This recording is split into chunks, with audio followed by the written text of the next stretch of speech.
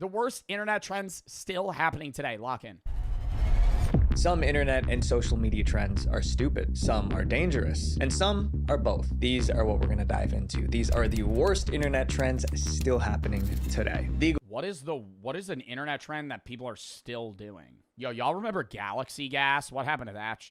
That was an internet trend. Devious Licks? Well, that's just stealing. The Devious Licks trend is still happening today. No, okay, just robbing people. Stealing. Cinnamon Challenge, Tide Pod Challenge. Nobody does that anymore. Yeah, they all died. Yeah, the people that did Galaxy Gas. Goal, guys, is 2.5 million subscribers by the end of 2026. Yeah, what happened to that? What was that guy's name? He's like, yo, my name was it Lil T? Lil Tay? What was his name? He was eating a French fry. It is crazy, so it would mean the world if you My name Lil T, man. Does he still do Galaxy Gas? They still sell that shit at Walmart? subscribe, and I promise to do my very best to put out the best videos I possibly can for you. I'm Visual Venture, and you Yeah, Visual Venture with a new cut. Low-key looking fire. are awesome. Swarming. This trend is awful because it doesn't affect those doing it. Instead, it causes problems for random people who just happen to be nearby. The trend has Oh, is swarming where you just get like a group of 30 people to run into a Best Buy and just start stealing shit? Or they just run it because it's like too many people to stop. different names depending on who you ask. Some call it swarming or steaming. Others call it teen takeovers. But the Like the Scientology raid? Okay, well, going in and stealing shit I don't think is funny. But people running into the Scientology building and then everybody freaking out on the inside, I don't think that's harmful. Is that fucked up? They just run idea into is- the building and everybody immediately goes, you gotta leave. You gotta... I'm like, what do you have in the back room? Holy shit. What do you have in the back room? They start freaking out. I'm like, dude, it's just an office building. It's an... What are we doing? Rituals in the back? the same. It's trespassing? Yeah, bro, but I'm saying like they're not hurting someone. Social media calls for mobs of young people to show up at shopping malls with the goal of causing total chaos. Yeah, see, this is what I was talking about. This is fucked. People use TikTok and Snapchat to gather hundreds of teens in the same place at the same time. It could be a store, a fast food spot, or even a parking lot, and they all show up for one Yeah, we gonna run up that McDonald's parking lot. reason: to cause trouble. Is it advertised as a let's come cause chaos? For the most part, yes. We all gonna pull up to the local McDonald's and get a water cup. But we ain't getting water. That's what it appears to be. It's bring your drama. During these swarms, people become rowdy and the property is damaged. But this trend isn't new. It traces back to a crime from years ago. In the early 2010s, flash mob robberies started happening. Groups would rush into stores, grab what they could, and run. Because there were so many people, the staff was I love those videos where people run into an Apple store and rip the iPhones out. You ever see the video of that guy that did that? I think he was alone, too. He just walks into an Apple store, rips 20 phones off the fucking wall, shoves them in his pants, and, like, waddles out. I'm like, all of those have trackers on them. Like, every single one. They know where all of those phones are going. Dude, robbing an Apple store is actually the dumbest thing ever. I'm like, you realize they could just track that. Like, you're not... And also, isn't it like a brick phone? I'm pretty sure, like, they're just show phones. They're not actually, like, usable. overwhelmed. It was impossible to stop or identify any of the culprits. There are reports of flash mob robberies happening as far back as 2011. At the time, people used text messages and early social media to plan raids. But today, technology just makes it much easier. Now, a single post can reach thousands of people in minutes. A location is shared, a time is set, and a crowd shows up. Organized on social media, a wave of spur-of-the-moment meetups has been creating chaos in American cities and has even spread overseas. Shop owners have little time to respond. They could only watch as their items were stolen. Sometimes stores shut down early to stay safe. But many I'm just locking the doors. You know what dude, that's exact. If I see this happen and 500 people storm in and just start stealing shit, I'm auto-locking the doors and walking into the back room and just calling the cops. They could start vandalizing shit. It'll be on camera. Like, Were stolen. Sometimes stores shut down early to stay safe. but many I love that shit, though. Not like these raids. Have you ever seen those videos where, like, it'll be some woman walking into a gas station, some person, they go to steal shit, they lock the doors, they try to leave, and it goes like, and it goes, you know, they go, Then the dude comes walking up behind them. They're like, yeah, I know you have shit in your pocket. They're like, no, I don't. They try to break out through a metal door. Restaurants had already locked down their doors and sheltered in. Isn't that unlawful imprisonment? I have no idea. I actually don't know. But I do have the take that if you're going to try and steal shit from like a Best Buy and they lock you out or they lock you in, I think that's hilarious. If you're trying to rob a store and then you get locked inside, that's funny. Place inside. Swarming spread to multiple countries, including London, Australia, and Canada. At that point, it stopped being just a trend. It became a public safety issue. As the incidents increased, police began to take them seriously. The goal was to stop swarming before it started, so officers monitored TikTok and Snapchat for planned swarms. When police found out that there was a takeover planned here, they started adding more resources like this. In some cases, police arrived too late. Crowds already formed and stores were overwhelmed. In those situations, officers arrested people who refused to leave. And even after the crowd cleared, police reviewed CCTV and body cam footage. They used it to identify and arrest those involved. Sometimes they released the footage so the public could help. Some parents who discovered their children took part even turned their kids into the police. But in the end, business owners were the ones affected the most. Swarming made it harder to run their stores. Stores that could afford it added more security. Others closed early when they saw crowds forming outside. It became one of their biggest headaches. And the problem is, fucking light a round off into the ceiling. You shouldn't do that. That would be bad. People would stop, though. they don't recognize the financial and economic damage they're doing to that community. Unfortunately, there's no clear way to shut down this trend, especially because there's no clear leader. It's just a group of troublemakers acting at the same time. Swarming is still happening as of today. And as long as social media Why are they makes doing it out of Popeyes? What are you getting out of a Popeyes? easy to organize, we don't know when it will end. Our next chapter is about creators who found a way to go viral by filming people at their lowest point. Poverty tourism gone wrong. This trend is straightforward. Creators and Free food? What are you gonna fucking run in the back? You have to pay for it before they make it. You're just gonna run into the back, start fucking cooking up your own shit. influencers film people in tough environments and post it online. Sometimes it looks like kindness or spreading awareness, but for some creators, their real goal is to make the video go viral. And the worse the Yeah, you give a homeless guy $20, make the video a minute long. situation looks, the better the video performs. In late 2025, YouTuber Pete Z posted a video titled "I Survived India's Deadliest Slum." Pete traveled to India and spent 3 days in one of the largest slums in the world. The video went viral for all the wrong reasons. First, people were offended by how Pete described the area. He emphasized police corruption, violence, and robberies. They also accused him of turning the misery of people into entertainment. Reporters called it poverty tourism. Yeah, I think you gotta tread a thin line in like reportive content like that. Like I think Andrew Frazier does a great job where he'll go to areas like that and like kind of give them the mic and just be like, hey, you just describe how it is here.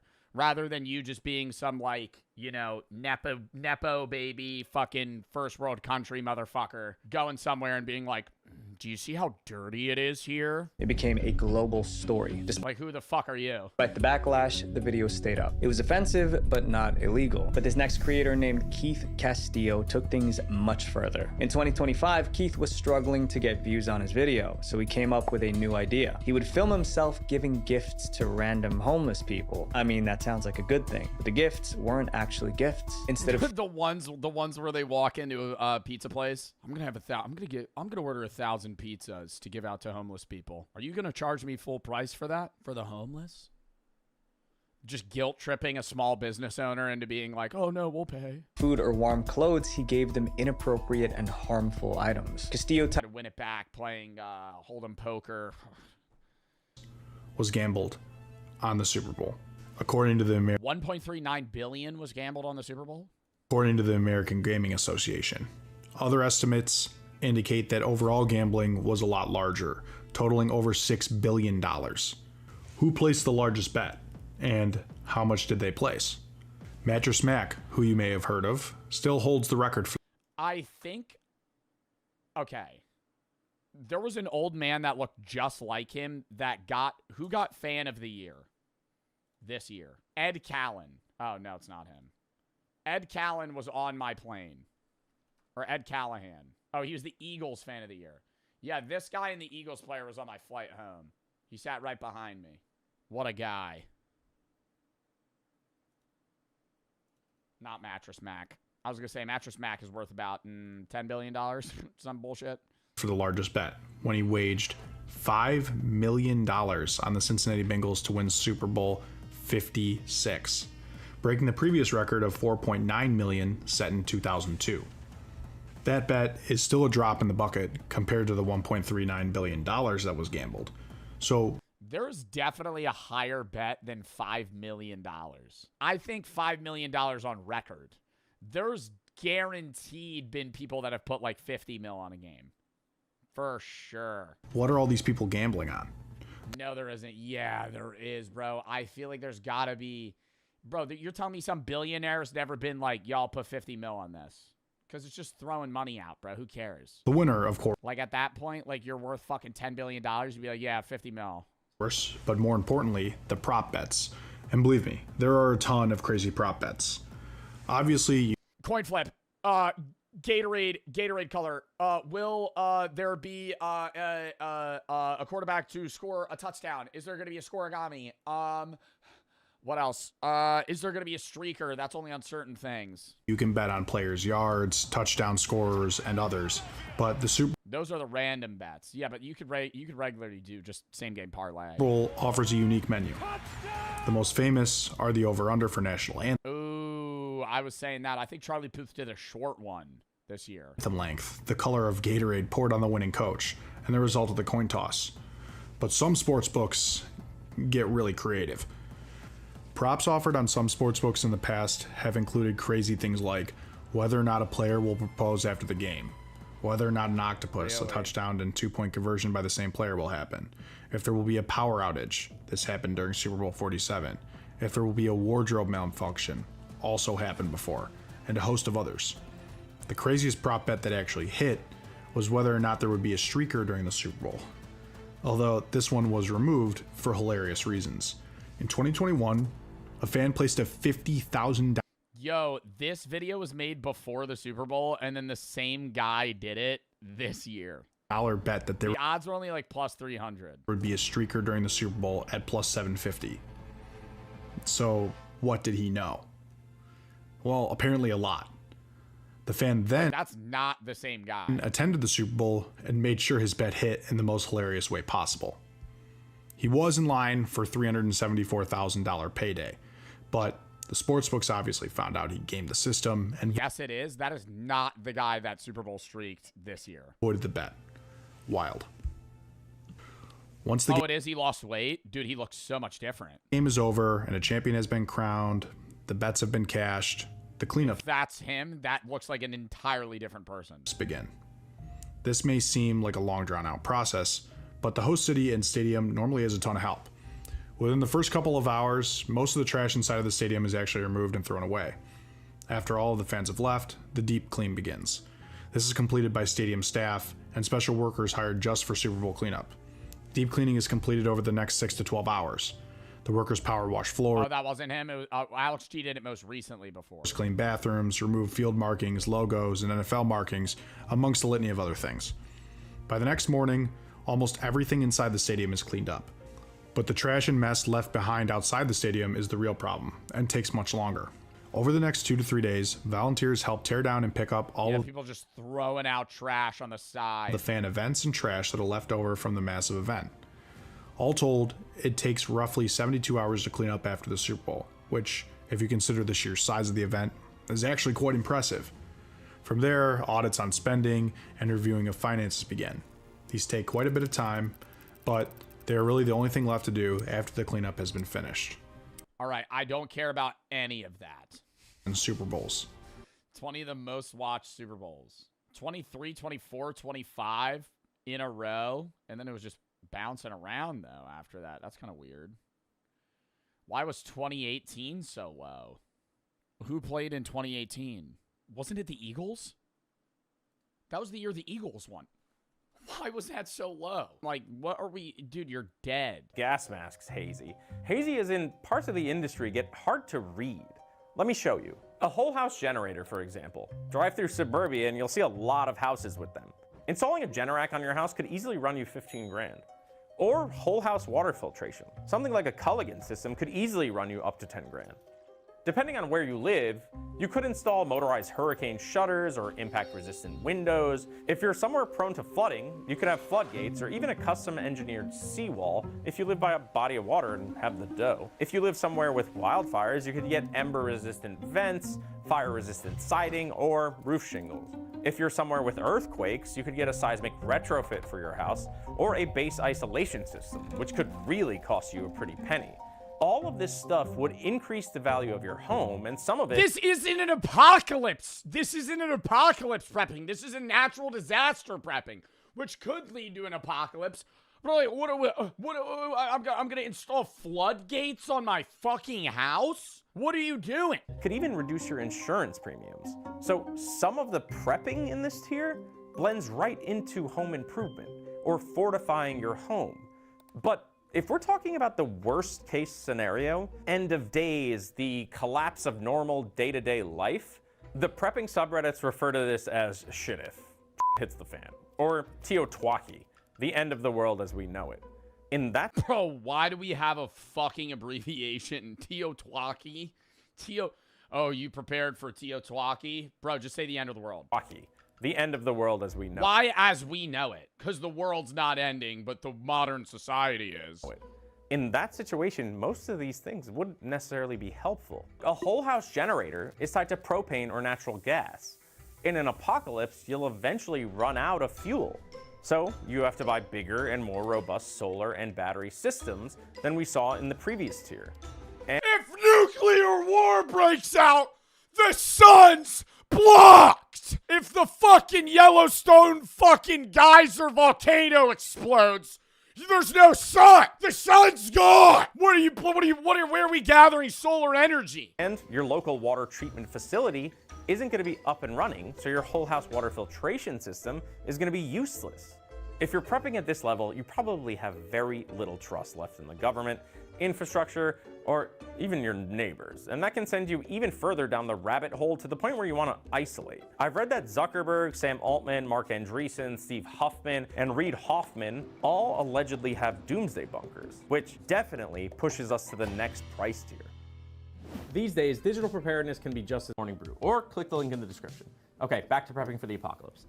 If you Google— Joe's being pessimistic. This is a video that is about people that are pessimistic. This is literally the actual raw example of pessimism. People that think the world is actually going to end. doomsday bunker, the top result is— and so that's where we are right now. We're at Atlas Survival. Atlas Survival Shelters. Just shipping containers. I need to see how thick— if that shit ain't 3 fucking feet thick of steel, I'm thinking that that's breaking. Shelters in Sulphur Springs, Texas to meet Ron Hubbard. These bunkers can range anywhere from $25,000 up to $25 million. The question I have is, what are these bunkers— Bro, $25 million for a bunker, bro. protecting me from that the lower cost products weren't? We're gonna go find out. Ron, pleasure to meet you finally. I'm James. Yeah, hey. Good to meet you. What's that for? I'm gonna have my own line of swords. It's a zombie sword for chopping your way out through zombies. What I'm selling is a feeling that— He's building a zombie sword? through zombies. Line of swords. It's a zombie sword. Bomb shelter business is booming. This guy's literally the fucking head. What's the dude that in Vegas that prepared for the end of the world in the Fallout show? That's this guy, Ron Hubbard. Not Burger in Vegas, Mr. House. It's a zombie sword for chopping your way out This is Robert House. through zombies. What I'm selling is a feeling that you are going to be a survivor. Imagine being on the Titanic and you know that one boat is designated for you and your family. What types of events would these bunkers protect you from? We emphasize that our bunkers are built to be NBC proof. Chat, if you're on the Titanic, I think this is a question for the men. If you're on the Titanic, are you staying off the ship till the end? I'm not gonna take a woman or child's place on a boat. However, I'm getting off that fucking boat. I'm getting off that fucking boat. I don't know how, but I'm getting off that boat. I'm a minor, I would go first. Okay, let me say this. If in the Titanic, when the boats were sinking, I'm assuming the chatter that just said that you're probably like a 16-year-old man. You're not getting on the boat. They're kicking your ass off. Right? If you walk up to the lead guy that's shuffling women and children onto the boat and you go, "Well, I'm 17, can I?" They're kicking your ass off, bitch. You got to find your own way off that fucking boat. You know what I mean? Like I think when they say like women and children first, they mean women and like toddlers. Like you got to be young for them to be like, okay, yeah, I'll let you off. It means nuclear, biological, and chemical. So you could go in there for any reason, including tornadoes, hurricanes, or even a civil unrest or people driving around trying to shoot holes into your house. And now it was time to go see one. A builder is building 86 houses. He's decided every single house will automatically have a movie theater in it that will also be a bomb shelter. I mean, now we're just living in luxury. This isn't even a fucking... We got a movie theater. We got a movie theater in the shelter. I feel like if you're going to spend millions of dollars on the shelter, just make the shelter your house. So in that sense, I kind of get it. Like, just have a piece of property and have your house be the bunker. Ron's bunkers have become popular because like live underground. They're dual use. Everyday luxury on the surface, doomsday bunker when shit hits the fan. Let's go. Okay, so Ron had told me we were going to see a finished $700,000 bunker, but unfortunately, that's not the case. He brought me to a new construction, though, that's apparently going to sell for $1.6 million. And part of this construction, right by that dirt mound over there, is a $700,000 underground luxury doomsday bunker. Let's go check it out. Can I say, shouldn't you put it a little more underground? Like, we're right on the dirt surface, you know? Is this the roof? I feel like it should be like, 8-10 feet under, like a little over the water table. $100,000 underground luxury doomsday bunker. Let's go check it out. Now, remember, I'm going to give you footage of a finished one that you it's pretty deep. Edit it in, okay? This one's got 9-foot ceilings. This is the stage that will go back in that corner. This is a gun cabinet. It's a remote control gun cabinet. This will come down. It's got a roll shutter. So this is a bunker man cave movie theater. This is the escape tunnel. This way, if the person in the bunker feels like they're worried about being trapped in the bunker, it gives them a secondary means of egress. What we have here is a full kitchen. You got room for a full-size fridge. You got granite counters, stainless steel microwave, stainless steel sink, plenty of cupboards and overhead shelving. Okay, so this is the one and only bedroom in here. There will be the NBC air filtration system will be mounted in this room. There's also a closet with access to the plumbing and all the water tanks. Custom built. Where's the room where they start eating each other after they run? Kicking people's doors, and authorities are worried they could be putting themselves in some real danger. Homeowners were getting angrier. Some made it clear they were ready to defend their homes. He didn't think about, there's definitely reactions to actions, and he didn't think about what could have happened. It could have just that quickly gone that bad. At that point, it was only a matter of time before something unfortunate happened. In December 2025, a teenager in Florida picked the house for the challenge. The door swung open instantly. The good news he kicked the door in? Was that the homeowner wasn't inside, but her dogs were. One of them was a Yorkshire Terrier. Dog dies? Spooky. With the door open, Spooky ran into the street. By the time the owner got home, the door was broken and her dog was gone. She searched everywhere, but by the time she found her dog, Spooky didn't make it. Look, this is not a joke. But you guys can't just go around kicking people's doors and not being held responsible for it. The community was outraged by this. Police launched an investigation. A few weeks later, they arrested the person who kicked the door open. He was charged with felony burglary and criminal mischief. But even after the incident, the trend didn't fully end. New incidents are still being reported. This next trend told people to do something most of us were warned. That is wild. I don't know, bro. You see stupid shit on social media all the time, though. Like, one of the craziest, it's not even really a trend, but I've seen a lot of people do it, so maybe it is. Have you ever seen the shit where they'll be on like a bridge or somewhere near a body of water? They'll cover themselves in gasoline, light themselves on fire, and then jump in the water. Death speed running, natural selection 101.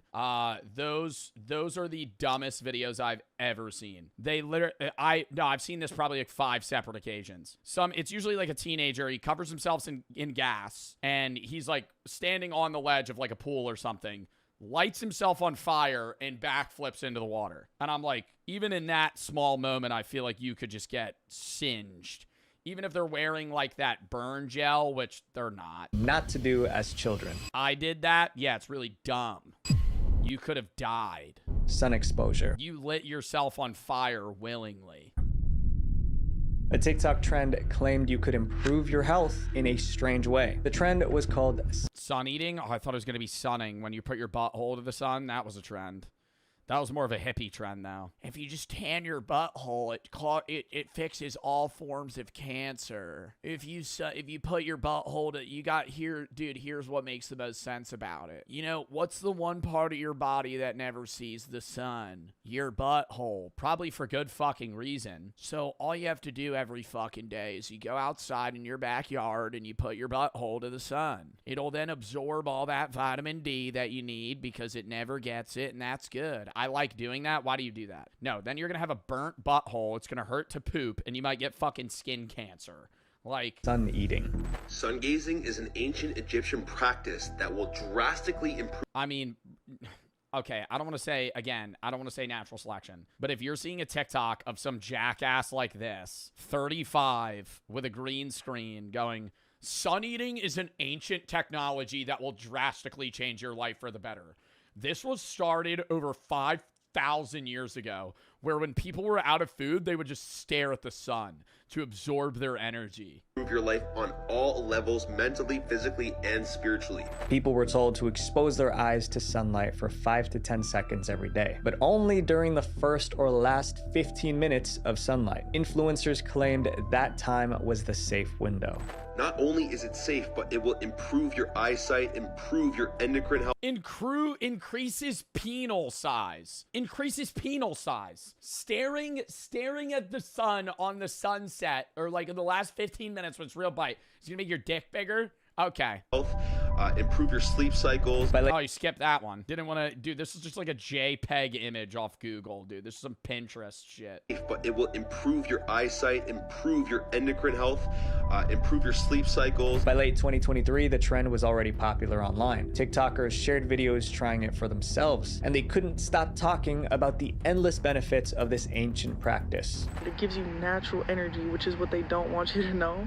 That's why they tell you not to do these. Bro, and they always say they. Who's they? Who the fucking higher lizard beings that are inflicted, they don't want you to know. Yeah, Benjamin Netanyahu. Benjamin Netanyahu doesn't want you to know that if you stare at the sun for 10 minutes, it's going to give you superpowers. Mark Zuckerberg and Elon Musk.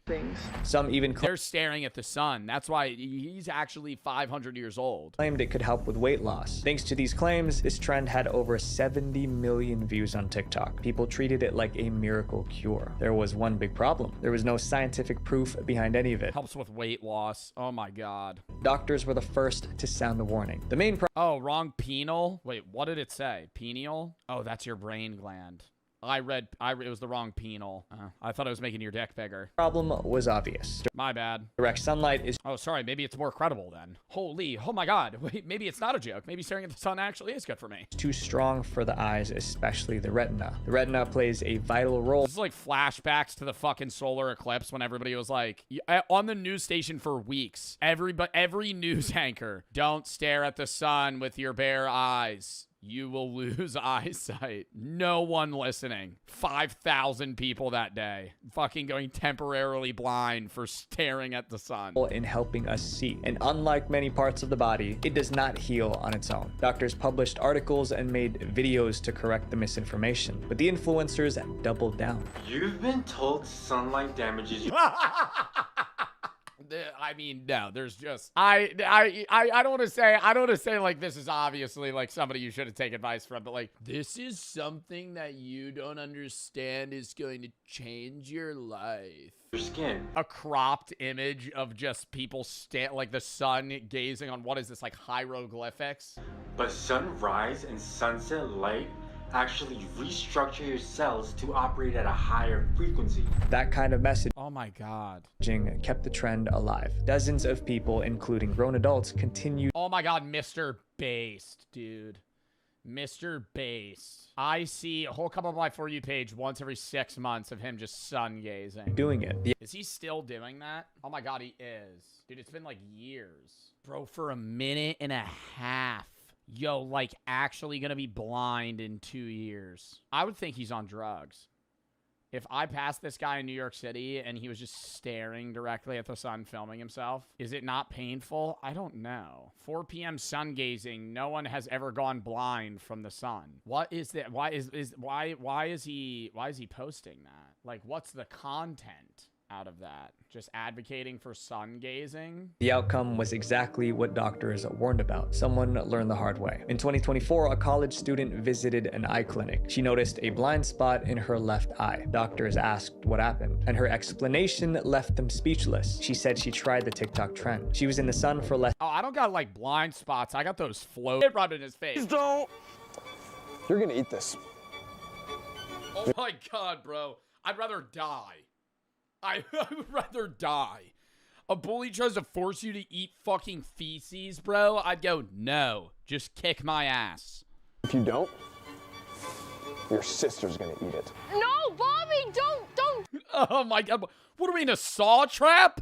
What the fuck is this? Is this Jim? I talking to Jigsaw when he was in high school? If you don't eat the shit, your sister's gonna have to. Do it! Bobby, no. Eat up. She could just walk away. Like, she could just leave.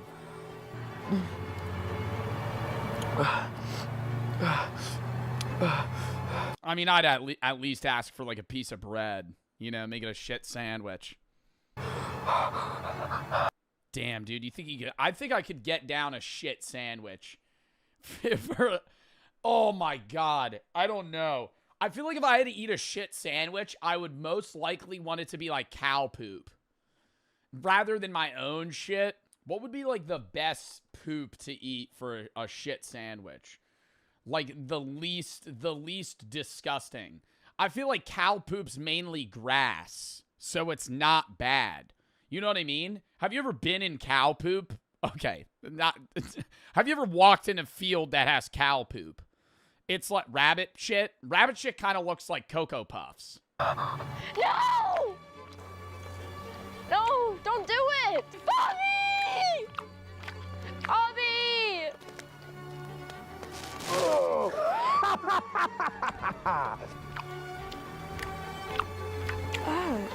Bobby, ew!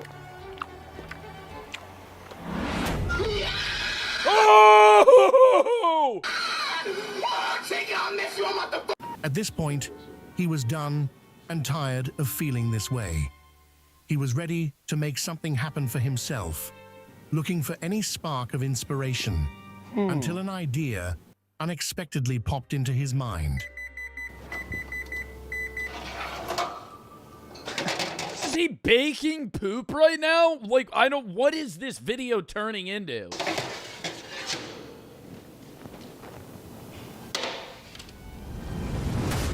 Kind of looks like a cosmic brownie.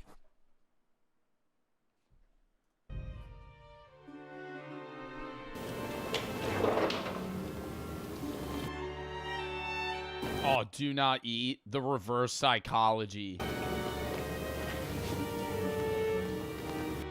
Billy loved sneaking bites of his brother's food. He hadn't eaten in almost 6-7 hours, and the cake on the counter had a pull he couldn't ignore. Something about it just called to him. When Billy was hungry, you would know it's shit. You would know it's shit. This is like reminding me of that William Osmond video of how much sawdust you could put in a fucking Rice Krispies treat before somebody notices. I would say, how much poop could you put in a brownie before somebody noticed? 20%. I think you could make a brownie 10% feces and no one would know. Nothing could distract him, especially not when there was something sweet in front of him. The second you would smell the poop. You know what would really give it away is if there's just like a corn kernel just in the brownie. Cake is cake.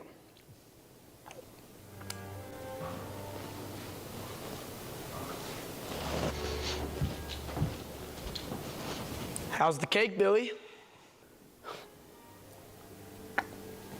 Sorry, little bro. Sigma's gotta eat.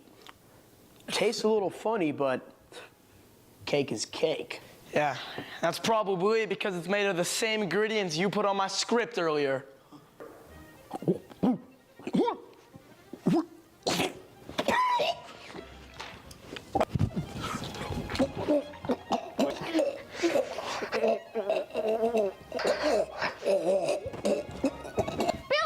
what are you doing? He made me eat his poop. He tricked me into eating actual human feces. He did what? Yeah, only because he pooped on my work first. He defecated on it. He ruined everything. And he smashed it in my face. What? Billy, is this true? Yeah, he's lying. Mom, he's been torturing me. He humiliated me. He ruined my work. He destroyed my scripts. And you never believe me because he always acts perfect around you. Oh my God, Billy. Is this true? He deserves it. He ruined this family. I can't believe what I'm hearing. That's it. That's enough. This behavior is unacceptable. But, Mom! No buts. Behavior's unacceptable, but she acted like a teacher. Yo, the brothers are making each other eat their own poop. I feel like this is more than a sit-down conversation. What do you do as a parent in this situation? No, actually, if you were the mom and your brothers, or not your brothers, your sons, were making each other eat their poop, what's the belt? Bro, that's like, I'd be like, we need to go to like some sort of guidance counselor. We need to go somewhere. Ask ChatGPT. You know, actually, that's a great idea. That's a serious situation, even if hypothetically, and it needs a very clear, calm, protective process or response. Children making each other eat their own feces is unsafe. It could be a sign of distress, lack of boundaries, or a need for adult guidance. Here's the appropriate safe course of action in that scenario. Stop the behavior immediately. Not with anger, but with firmness. Separate them and make sure they both wash their hands and mouth thoroughly. Check for any signs of illness, cuts, or distress. Make it clear that the behavior is not safe, you know, and explain in an age-appropriate language that poop contains germs, and that can make people very sick. Eating or making somebody else eat it is not okay. Try to understand why they're doing it. Lack of boundaries. Can you tell, where did you get that idea? Reestablish clear rules, monitor for symptoms. Consider speaking with a pediatrician or child psychologist. I think that's step number one. Your kids are eating each other's poop? You are going to Camp Redemption Monday morning. What? Not gay camp! What? Camp Redemption Monday morning. What? Not gay camp!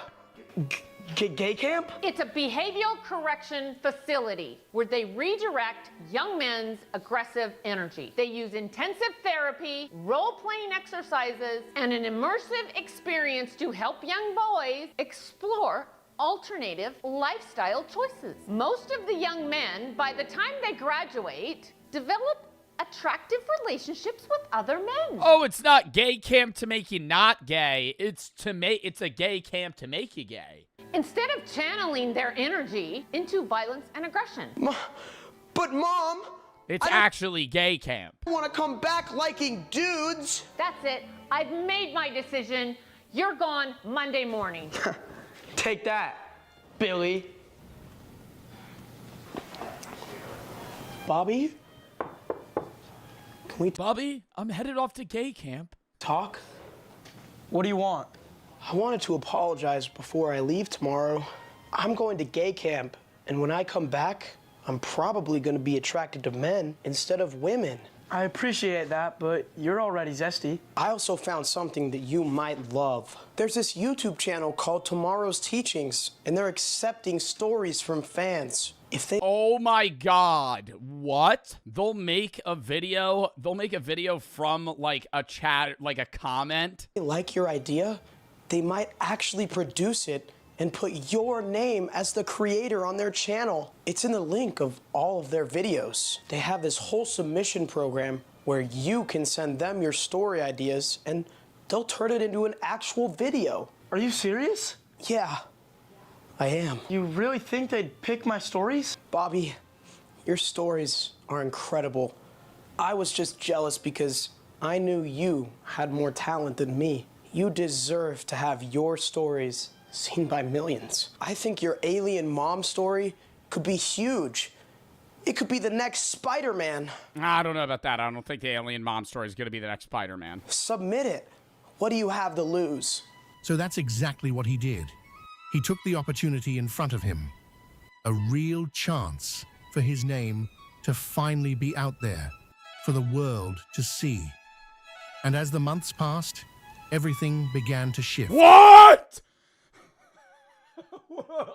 What? What? What?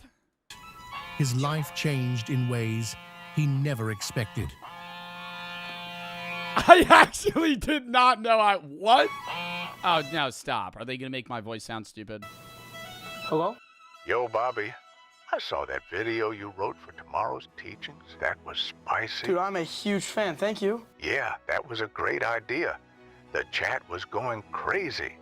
Why don't you hop on my stream one day? Yeah, for sure. Why do I sound like an AI Morgan Freeman? Man, just hit me up. I'd love to. Thanks, Joe. You're the best. What's up, guys? Steak here. What you just watched— What the fuck? No part of me thought, oh, they were going to just include that. That's actually how this works. That story— Skip this part? Why? Jack Green submitted it. They filmed it, edited it. Oh, was this somebody submitted this idea? Million views. Your name spot or be real viral tomorrow. Go check it out. Hope you learned a very valuable dream and he's back from gay camp. Monday survival mode on.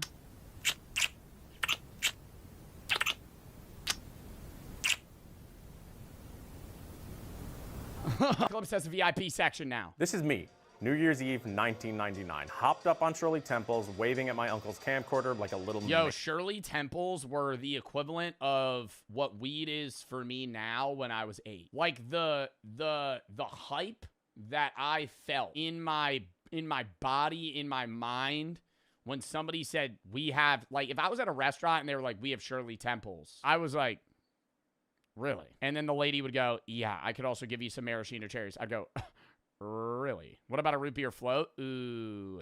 Oh, you said just root beer. No, root beer float, actually. Root beer float was like crack. Maniac. But behind this wholesome family moment, I heard a lot of the adults whispering about Y2K. Y2K. Y2K. Will the Y2K computer bug bring about Armageddon? Yeah, all the smooth brains. All the smooth brains. In 1999. Yeah, dude. The year 2000, all the PCs. What's going to happen? We've never... All the computers are going to glitch out. They're not going to know what to do. Flashlights, batteries, sleeping bags were flying off the shelves. The end of the world as we know it. I remember thinking, why are we here if the... I would have felt... Well, I mean, I was alive. I wasn't alive for Y2K, but I was alive for the Mayan calendar. If I was older, I would have been a little suspicious about the Mayan calendar, I must say. That would have been... Wasn't that 2012? Was when the Mayan calendar ended? The world is supposed to end. It introduced me to a thought I think we've all had. If it really fell apart, what would we even do? What's the plan? Y2K reintroduced a Cold War era prepping mindset to a lot of people. But prepping was... Yeah, and actual, dude, literally, you know what I hate about people that, like, whenever there's a natural disaster coming, everybody just go, natural disaster or, like, threat of doom or war, the first thing people go is, I gotta go buy milk. I gotta go buy milk. I got milk and eggs. That's what I gotta go to the grocery store. Still looked at as something. I gotta go to the grocery store. We're gonna eat what are we gonna do with whole milk? Yeah, and toilet paper. Toilet paper I get more because I don't want to wipe my ass with some other shit. But like, bro, I feel like if you're worried about like the apocalypse, you gotta buy shit that's gonna last like 10 years on a shelf. For the fringe. It was niche, conspiratorial, DIY, kind of a punchline. We are facing a communist overthrow. Fast forward to today, and we've been through a lot. Today, 1 in 3 Americans are prepping for some kind of disaster or apocalypse, which is that's just not, there's just no way that's true.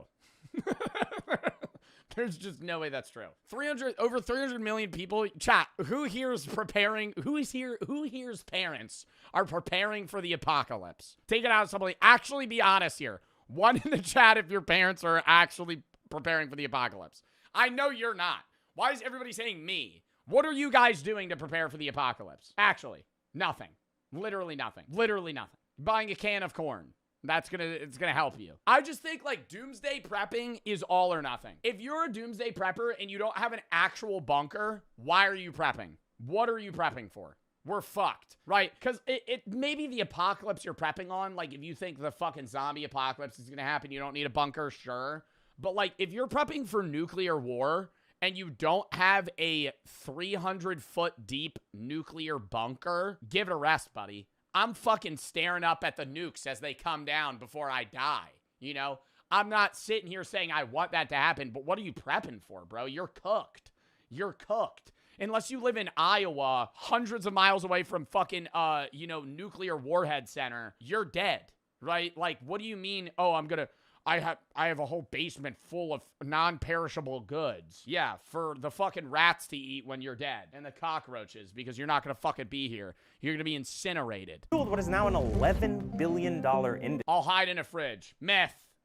I know it's in the Fallout show, and that's how the one guy survives a nuke. Not true. You actually die quicker. If you're in a house fire or anything where there's a large amount of heat or blast radius, you die faster in a fridge. I spent a lot of time in the different prepping subreddits, discords. It's like a pressure cooker. Grandparents have a ton of meals ready to eat. Guns, ammo, no homes in town I live in have basements. I wouldn't call them doomsday preppers, but they want to be prepared. That's different, right? Like having MREs and guns, that like, I feel like that you're preparing for like a government overthrow. Right? Like the way that you're describing it is like you're preparing for like a home defense situation in a scenario where there's going to be people that are, overthrowing the government and there's full collapse and now it's like every man for themselves. But like, I feel like the most likely doomsday is nuclear war. And in that sense, it's just like, why even prepare? Unless you're Mark Zuckerberg and you have a fucking $1 billion vault. Like, what are you doing? Especially depending on the state you live. I think there's a point for preparing for the apocalypse if you're far from a military base in like the Midwest. But like if you live in anywhere in the Northeast, you're dead. If you live anywhere near a big city, you're dead. You know? Like if you're like I'm a doomsday prepper and you're 50 miles away from Philly, New York City, Miami, Austin, Dallas, fucking anywhere like that, Denver, dead. You're dead. And blogs to learn about the community. Because they're bombing those places. DC, yeah, dead. And their mindset that's really driving this industry.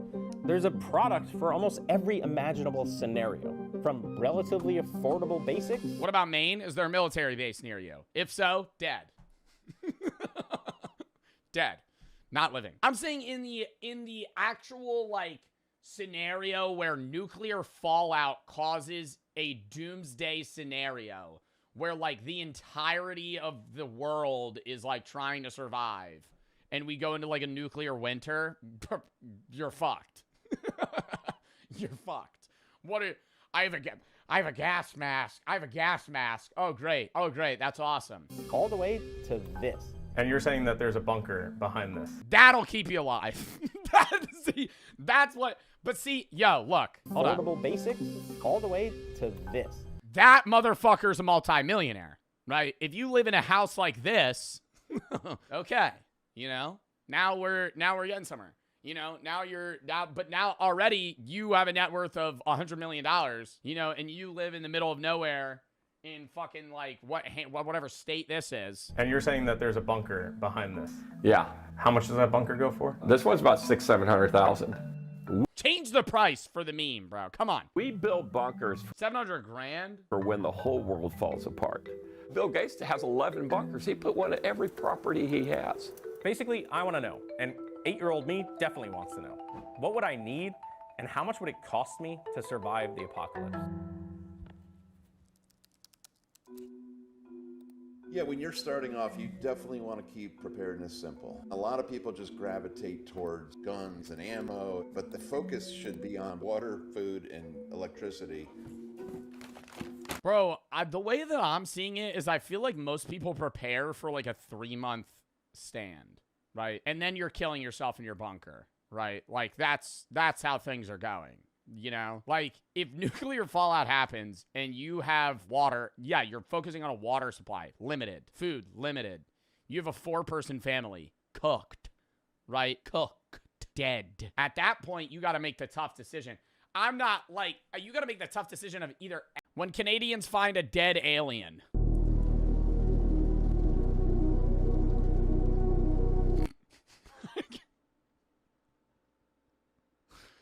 I mean, is this going to be like a fucking, there's no, okay, you're not going to actually be able to convince me that that is a real alien. Dead or alive, that just looks like a bulbous figurine.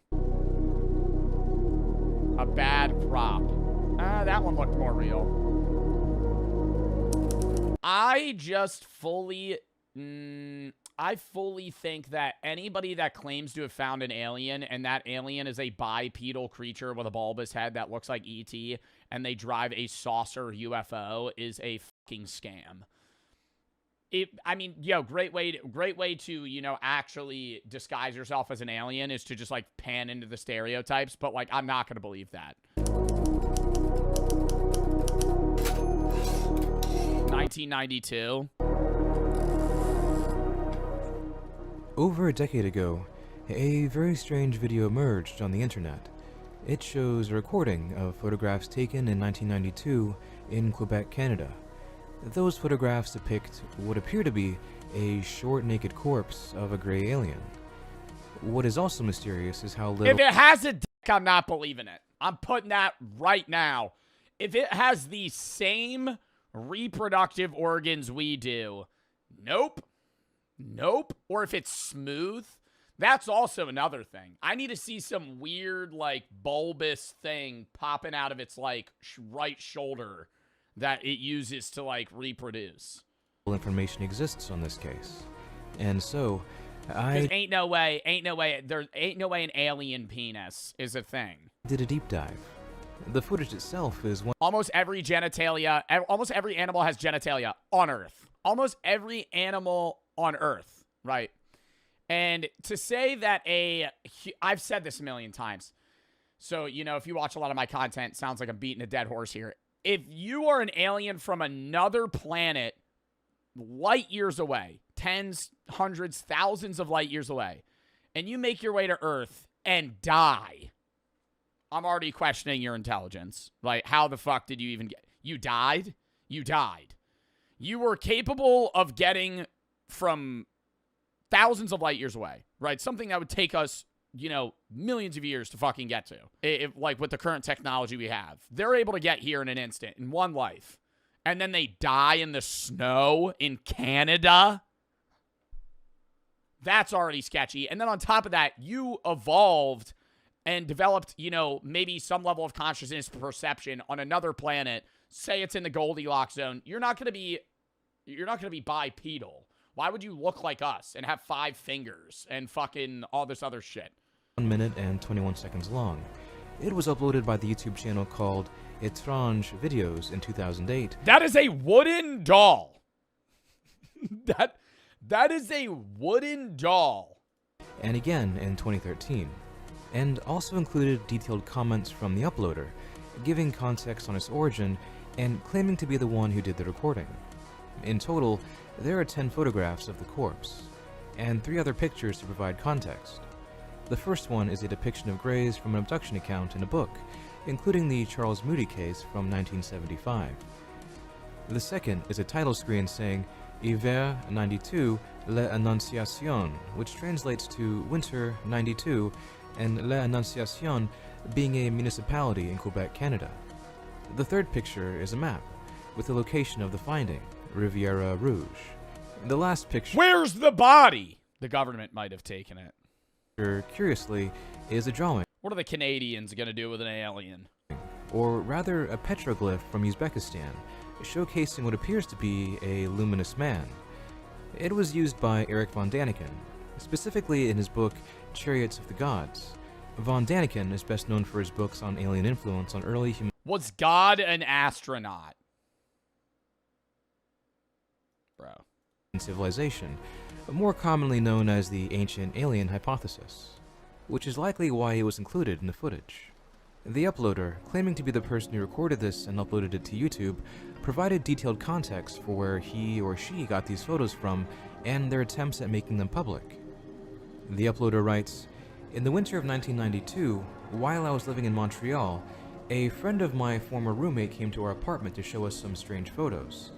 These showed what appeared to be a creature of unknown origin, an extraterrestrial biological entity, or EBE, apparently lifeless, discovered by a snowmobiler or perhaps... I'm cutting off its hand and keeping it.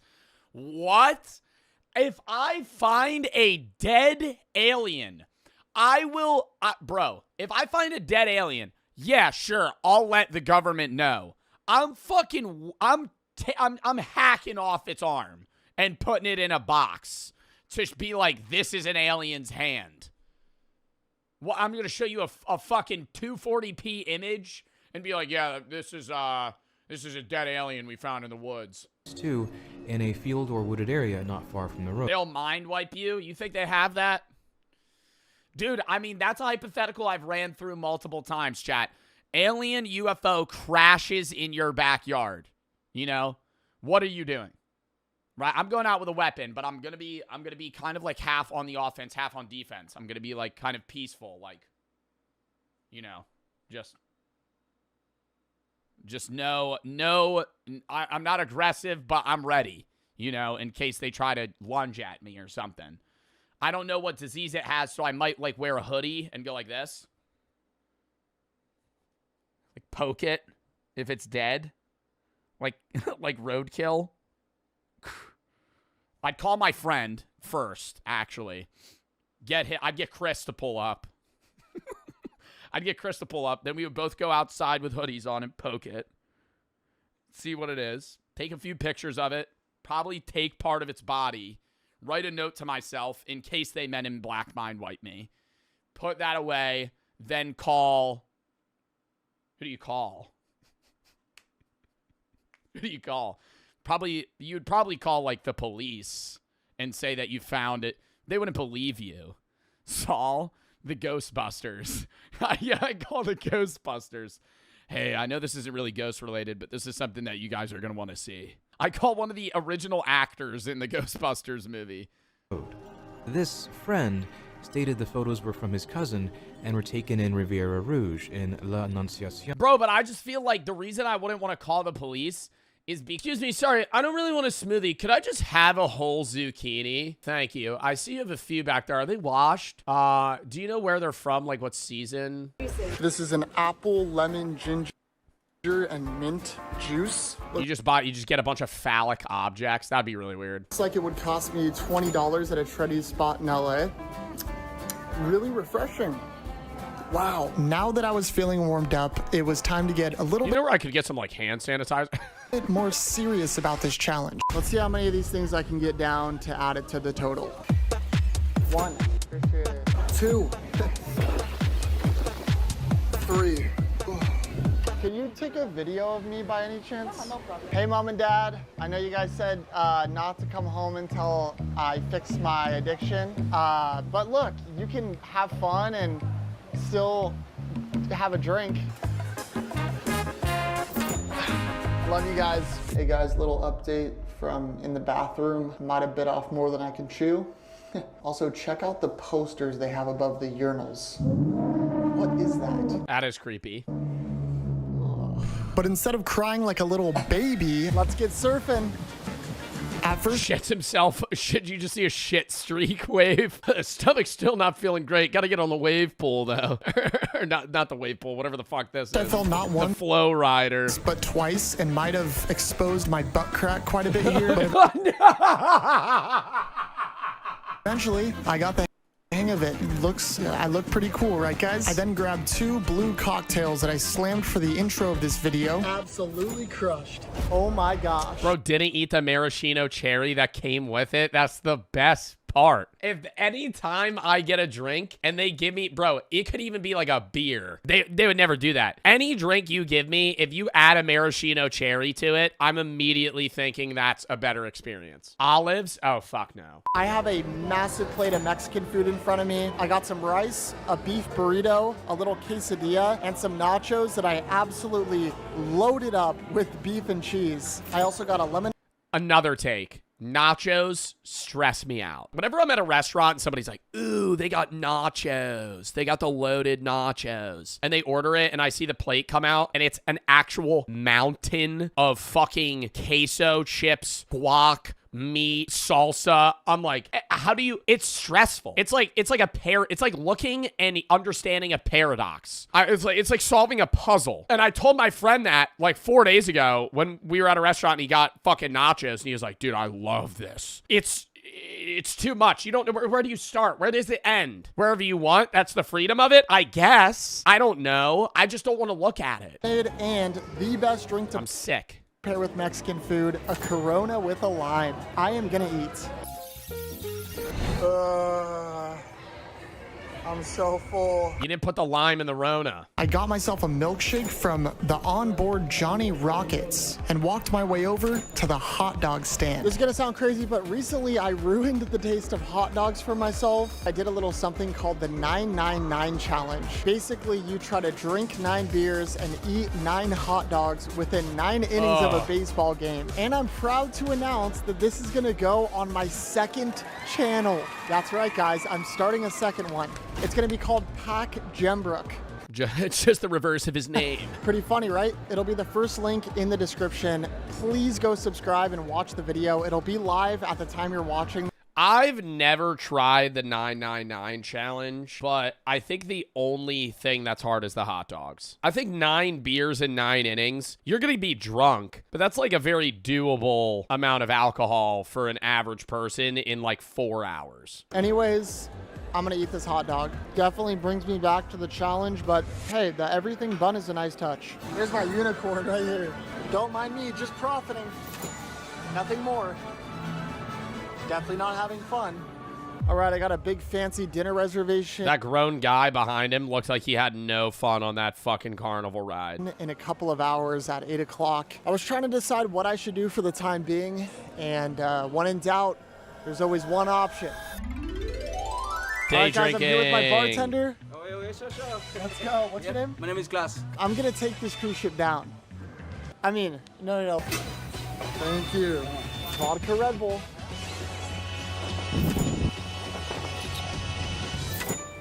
Yeah, if he actually went reasonable prices, like he's doing $12 mixed drinks and it's not costing the cruise ship $12, but that's what you would pay, maybe even a little bit more at an actual restaurant, so I'm fine with that. Oh, that's so strong. You trying to kill me? Oh my God. Klaus got me right. Let's go. Bottoms up. Oh God. All right, I should probably be done. Nope, I'm good. Nope, I'm good. Can I get one more drink? Yes, thank you. Drinking this glass of champagne and watching the beautiful sunset made me think to myself, this is the coolest job in the world. This is the coolest job in the world. Oh, the voiceover already said that? I decided to head back to my room to prepare myself for a big night. The tip bucket! Oh, there's gum in it! Still There's gum in it! nothing. Oh, no, something. We Awesome! added a chewed A free piece of gum. Score! piece of gum. That's a hate crime. Yeah? If I get something, I will put on your room. All right. Thank you. Hey, I appreciate that so much. Finish your dinner? I have a reservation tonight. Oh, great. A fancy one. Let's go.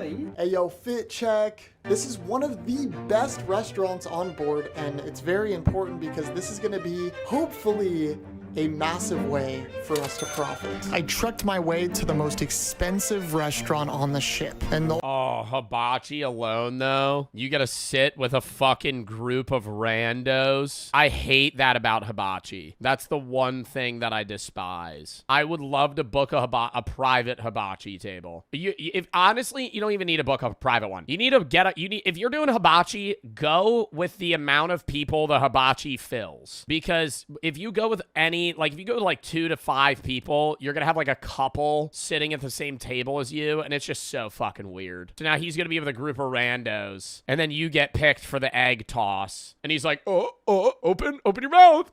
only way I could explain this was, this is so fancy. Wow. Let's go, baby. Thank you so much. And now it was time to profit big. Can I do a glass of sugar-free Red Bull? Crispy uzimi, snow spicy, and a Oh, he's not doing hibachi. He's just sitting at a table. Makes way more sense. champagne lobster roll.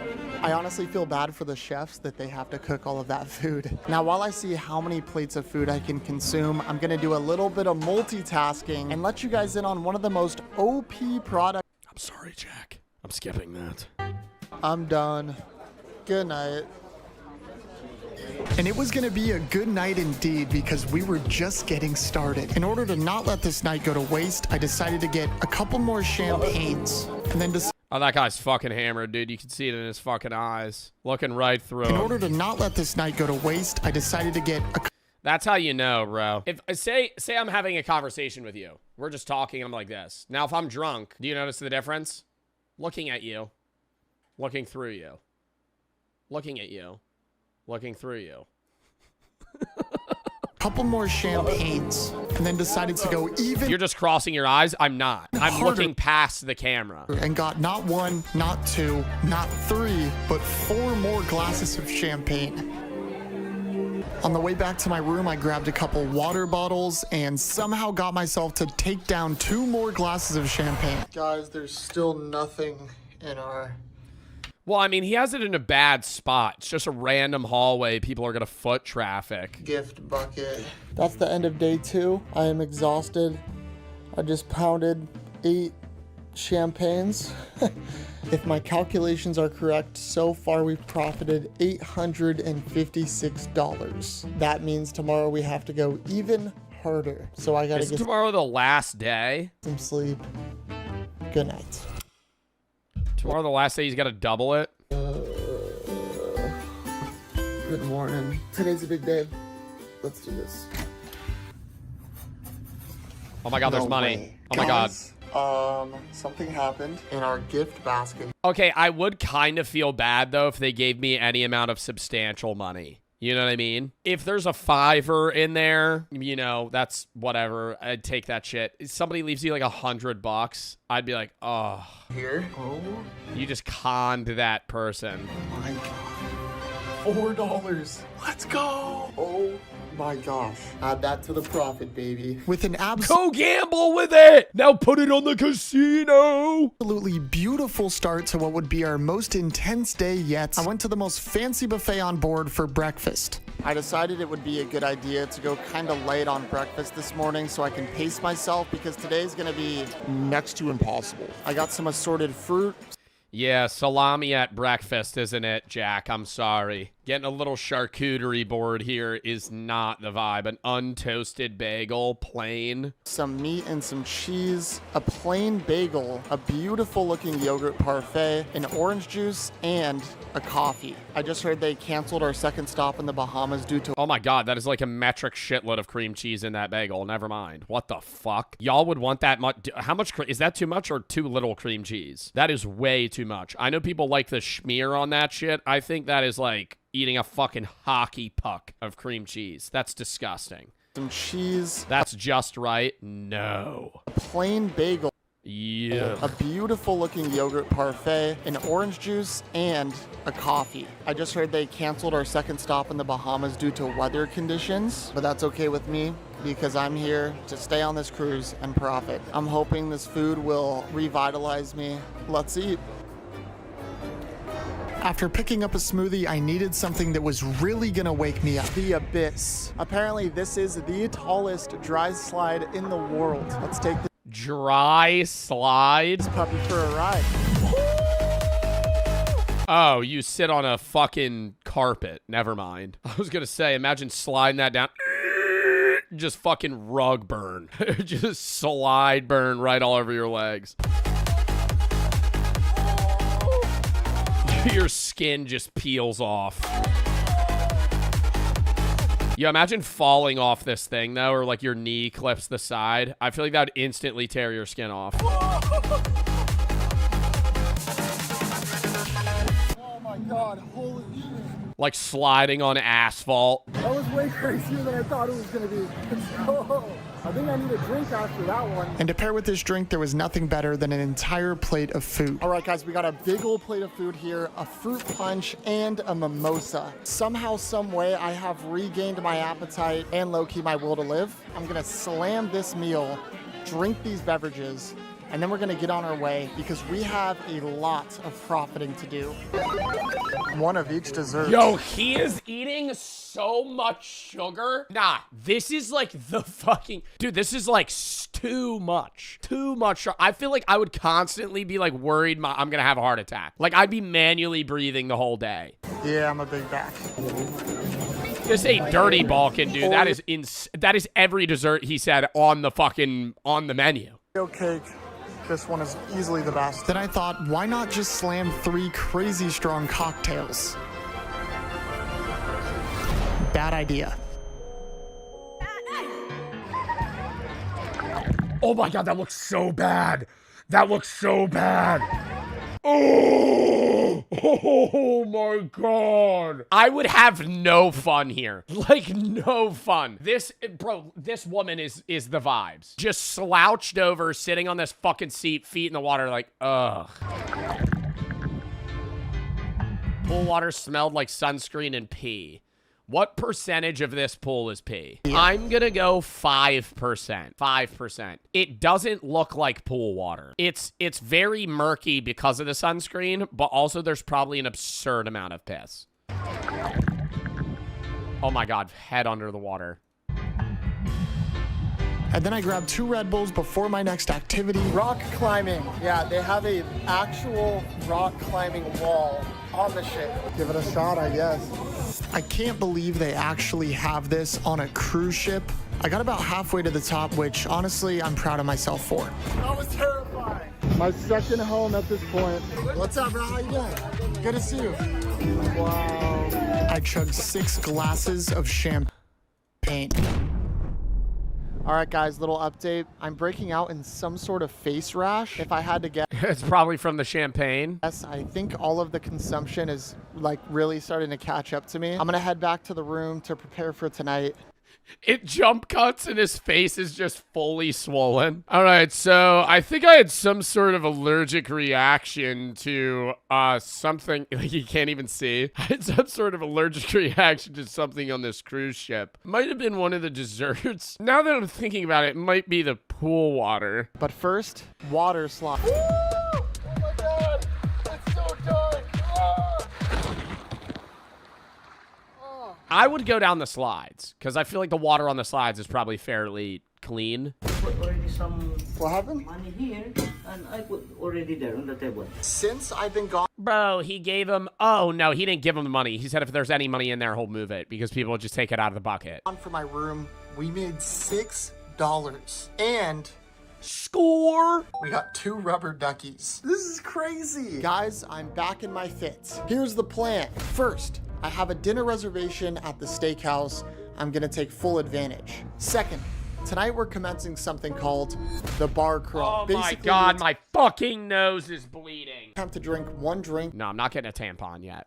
At every bar on the cruise. I love how everybody knows I'm about to grab a tampon if my nose starts bleeding. Okay, chat. And third, I have a last-ditch plan that can make or break this entire thing. We have a long night ahead of us. Let's do this. At this point, I knew exactly what I needed to do. I got my basket of bread, a glass of wine, and I crushed my starter within minutes. I got my All right, those coconut shrimp looked really good. New York strip steak and enjoyed it thoroughly, knowing that I had a little trick up my sleeve. I'll be honest, the steaks are pretty hard to eat. They fill you up very fast, but luckily, I prepared for this moment. See, earlier today, I asked one of He's doing the Olive Garden breadstick thing. Is he going to start shoving New York strips in a fucking plastic bag? Jack, please. Jack, you are at a fancy floaters. You guys got those floaters in your eyes? They're like little gray dots that I can't focus on. I have like 3 of them, and they're about the size of like the tip of a pen. Less than a minute, but that was too much. Scans showed her retina was affected. Sadly, it was permanent. Her case was later documented in a medical journal. Even stories like this didn't stop the trend on TikTok. More videos kept coming, each one repeating the same promises. In 2025, scientists looked into the trend. They wanted to see if it was as amazing as people claimed. But after all the research, they found no reliable evidence supporting the benefits. But the trend is still around. Every few months, new videos pop up promising the same exact... I think new videos pop up. 4 out of the 8 of them are Mr. Base staring at the sun in New York City. I was going to say I don't really think this is a trend anymore. I think part of the benefits that people feel is just being outside. Like, you're like, oh my God, it's improving my energy and my mood. This really is a superpower. It's like, no, you're just watching the sunset. No, you're watching the sunset, but you're also kind of like killing your eyes by watching it directly. Exaggerated benefits. And whenever it returns, you're just going outside. New people are exposed to the same risk. Our next chapter is about a community of people who became so obsessed with their appearance, they ignored every warning that came with it. Looks maxing gone too far. This trend started because young men wanted to improve their looks. At first, there was nothing directly obvious that was wrong with it, but some people pushed it too far. When I heard about it, I was like, this is the craziest thing I've heard since the Tide Pods. The trend is called looks maxing, but it was taken too far. Looks maxing is a set of methods men use to make themselves look more attractive. Young men formed Reddit groups to discuss skincare, fitness, and fashion. Sometimes members would post photos of themselves. Then other members would point out their physical flaws and suggest ways to fix them. And bro, and it's like, why are you taking looks maxing advice from a dude with a big chungus profile picture? I mean, it's just like, if you really want like help with this stuff and you're like, oh, rate me, look at this image of me, dude, you're just gonna get grilled by like randos. Flaws and suggest ways to fix them. And for a while, actually, some of the people are just saying get a haircut. Like, I don't think that's bad. Short term, change your haircut and do your eyebrows. And if you can, grow a goatee and keep it shaped. Long term, loose face fat and train your neck. And suggest ways to fix them. And for a while, that's all it was. But for some, basic improvements weren't enough. They became obsessed with their facial They became obsessed with their facial structure. They wanted sharper jawlines and defined cheekbones. So they went looking for extreme solutions. Yeah, people always post a picture of me. I have like recessed maxilla or some shit. Because my side profile, my jaw should be like this. I'm shutting out. Side profiles, oh, brutal. And that's where things took a turn. Some members of the looks maxing community. I just gotta walk around like this.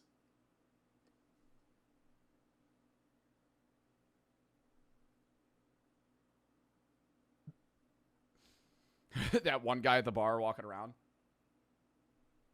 Just waiting. like holding their breath. He came across a theory called Wolff's Law. Wolff's Law says that bones can slowly adapt when pressure is applied over time. But these guys misunderstood the concept. Without going into any detail, they thought applying force to their face could give them sharper jawlines and cheekbones. Some went ahead and tried it. Starting in 2022, those videos began appearing on TikTok. They claimed it improved their facial features. The videos pulled in millions of views. More people copied what they saw. And bro, but it's just like, just get jacked, get tattoos, and get a buzz cut, bro. Like that's the take I have. If you, like, every motherfucker's like, oh, should I start bone maxing? No, go to the gym. Go work out. Get in shape. Get a better haircut. If you were balding, shave your fucking head. Try and grow a beard, right? Maybe get a dermal roller. Like, I feel like that's like a normal idea of looks maxing. Like, let me improve my beard. Get a tattoo. Not some cringe shit. Don't get the clock and the lion and the rose like every other fucking white guy has. Like, you know, something that's unique to you. Like, I don't know. Just like change your fashion. Just like that, the trend took off. By 2023, those videos were viewed over 260 million. Yeah, I'm getting a sick arm sleeve. Oh, what is it? Oh, it's like a tribal tat, kind of like Dwayne Johnson. Oh, are you Samoan? Oh, no, I'm getting it with a clock and a lion that's just kind of leaping out at you right on my forearm. Times on TikTok. Some even made tutorials teaching others how to do it. Others posted before and after photos to prove it worked. But even though they made the trend look appealing, the reality was much darker. Doctors quickly raised concerns about the trend. Doctors explained that bones don't automatically heal into better shape. They can heal the wrong way or not heal at all. You have no idea how your bones are going to rejoin themselves. We have no idea what the long-term implications are. Bro, and we got the wrong, like, why are we putting this motherfucker on NBC? Like, this is for onks, man. If you wanna get the young people to see this shit, you gotta really post this shit on like TikTok or Twitter, bro. You can't be like on NBC like, hey, maybe you should stop bone maxing. Yeah, everyone watching this is 50 to 90. They also pointed out something else. The face isn't just made of bone. It has nerves, muscles, and blood vessels. Applying serious force in the wrong place can cause issues. It's surprising that anyone thought this would work. Media reports describe the trend as nonsense and insane. TikTok banned it. But the trend didn't fully disappear. Looks maxing influencers are still getting millions of views, and some are still promoting questionable methods. Our next chapter is about people. Did Dream do bone smashing? People who thought they found a smarter way to work out, but doctors called it one of the most reckless trends they've seen. Dry scooping. Oh, dry scooping, not protein powder. What is it called? Pre-workout? Around 2020, TikTokers came up with a new way to drink pre-workout powder. Instead of mixing it with water, they swallowed it dry. Then they went straight into working out. If you don't know what pre-workout is, it kind of gets you pumped up, and I don't like to drink it. They had a reason for doing it this way. They claimed that eating it dry would reach the bloodstream faster. That would lead to more energy and better performance in the gym. The idea sounded convincing to... Well, no, I don't think it reaches your bloodstream faster. It's just now you're not drinking 16 ounces of liquid. Like, what I usually see people do is they'll dry scoop pre-workout and then with a mouthful of water just swallow all of it. And you got to realize, like, most pre-workouts, the scoops are like this big. You know, it's not like a protein powder scoop that's like, you know, the size of a fucking measuring cup. People scrolling online, but there was no science. I don't know. I feel like this isn't that bad. I think that the problem with dry scooping is, number one, it's going to be like, oh, if you choke on it. But more so, if you're dry scooping pre-workout, you're more likely to over-consume caffeine. Scientific proof that it was better or safer. Despite that, dry scooping became popular. It's workout time and everyone's been taking a pre-workout on my For You page. Oh, Many people didn't experience any side effects, but for some, it landed them in the hospital. In April... It's bad for your cardiology? Well, I don't even take pre-workout. 2021, a 20-year-old woman tried the trend on camera. She took a full scoop of pre-workout powder and went to the gym. But during her workout, she felt a weird sensation. My symptoms were heavy chest and chest pains, but I ignored it and I continued doing my workout. It continued throughout the day. She was rushed to the hospital and doctors confirmed it was her heart. They told her she was lucky. It was only a partial blockage. They warned that a more severe blockage could have far worse consequences. Her story got a lot of attention online and even on TV. So this woman ended up in the hospital after taking the dry scoop challenge. But after that alarming case, the trend did not slow down. Dry scooping became so popular. But did she have a heart attack because she took too much caffeine or because she dry scooped it? Like, would she have had that same problem if she drank it in a regular, 16-ounce shaker cup? The researchers looked into it. They realized people didn't understand what they were doing. Dr. Shanyon says the trend is a bad idea for a number of reasons. Pre-workout powders contain high levels of caffeine, and dry scooping changes how that caffeine enters the body. Instead of being What? Learning new shit every day. I didn't know that. diluted, it hits all at once. You're taking upwards of 3.5 times. Yeah, I mean, isn't it the same as like a 5-hour energy? Times the normal amount of caffeine that you would get in a cup of coffee. That sudden surge can trigger serious reactions. So they're getting a large portion of caffeine in one setting. When you do that, it increases the blood pressure substantially. Eventually, TikTok banned the trend. Dry scooping videos were removed from the platform. But once again, that didn't end the trend. People still promote it on YouTube and Instagram, and there is little sign that the trend is going away. These trends prove that common sense sometimes isn't so common after all, especially on the internet. But at least I know you guys are smarter than that. Visual Venture. That was a WVid. I didn't know that dry scooping would cause that. I know it's like, oh, the caffeine's going to hit you quicker because you're consuming it all at once. But I would still say it's on the same danger level as like a 5-hour energy or just like chugging pre-workout. Because like if you found an alien and you call the cops, they're not roping you in on that shit. You know they're not. They're going to barricade you in your house. They're going to fucking rope that shit off. And they're going to say, fuck off. And they're going to go deal with it themselves. They're not going to help you, or they're not going to let you in on what they find. So I got to be investigating some of that shit myself. I might put on gloves, you don't know what fucking bacteria they got, like some brain-eating amoeba just living on their skin. On Quebec, which is the circled place on the map. The snowmobiler, or one of them if there were more, retrieved a camera and began snapping photos. The other witnesses in the photographs arrived later by car. They then wrapped a cable or a rope under the arms of the corpse and used a branch to lift it up, hoping to avoid touching it. That's smart. Oh my god, wait. No, this is making me believe it more. Because they don't want to touch it. Strangely, they said they left the body out overnight, and when they returned the next day, it was gone, possibly taken by coyotes or other wild... You're fucking kidding me. You're fucking kidding me. They leave the body? I would camp that shit out with my life. See, now you lost me again. You got me, and then you lost me. This anonymous uploader then writes, "We then asked him what he planned to do with the photos. He told us..." I'm not mad if I go out that way either, Like, if I see an alien, know there's alien life, intelligent alien life, and it gives me some disease and I die from it, I mean, I'm not happy, but like, it's like at least you saw an alien.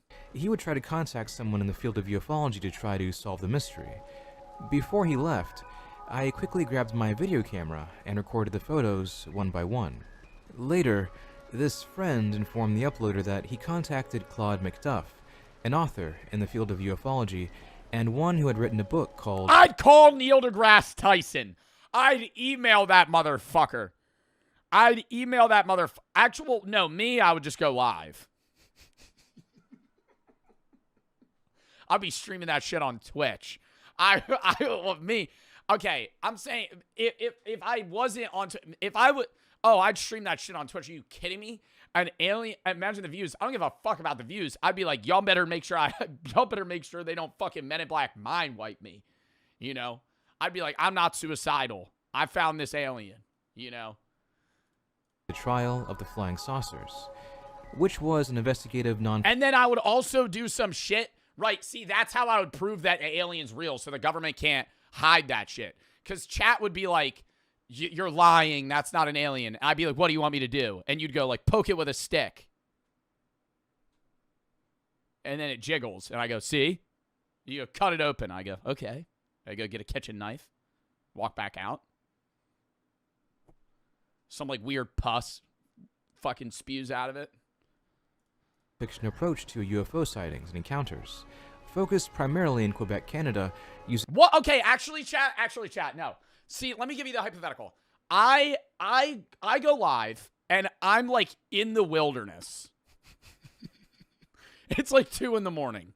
You're just like watching TV, you know, about to go to bed, and you just get a noti and you're like, Joe Bartolozzi's live. That's weird.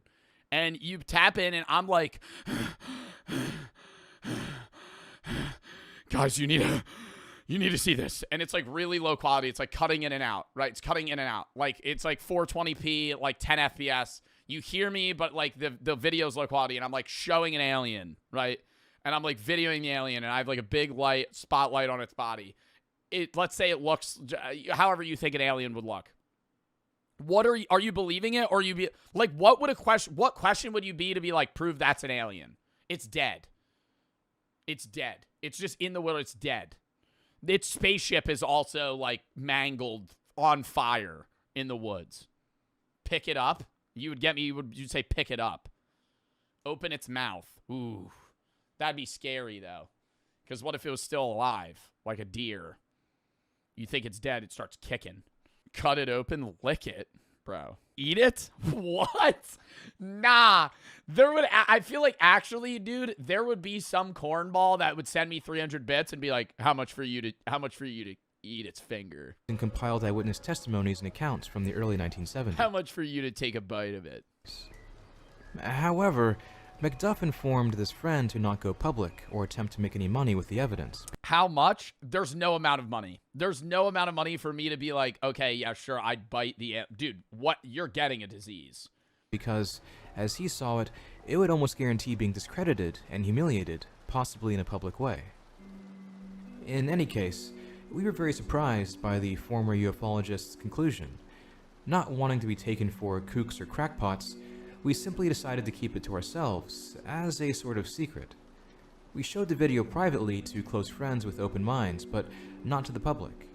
Like many witnesses of unexplained phenomena, I also feared that if I showed the video to the public, people would end up mocking us.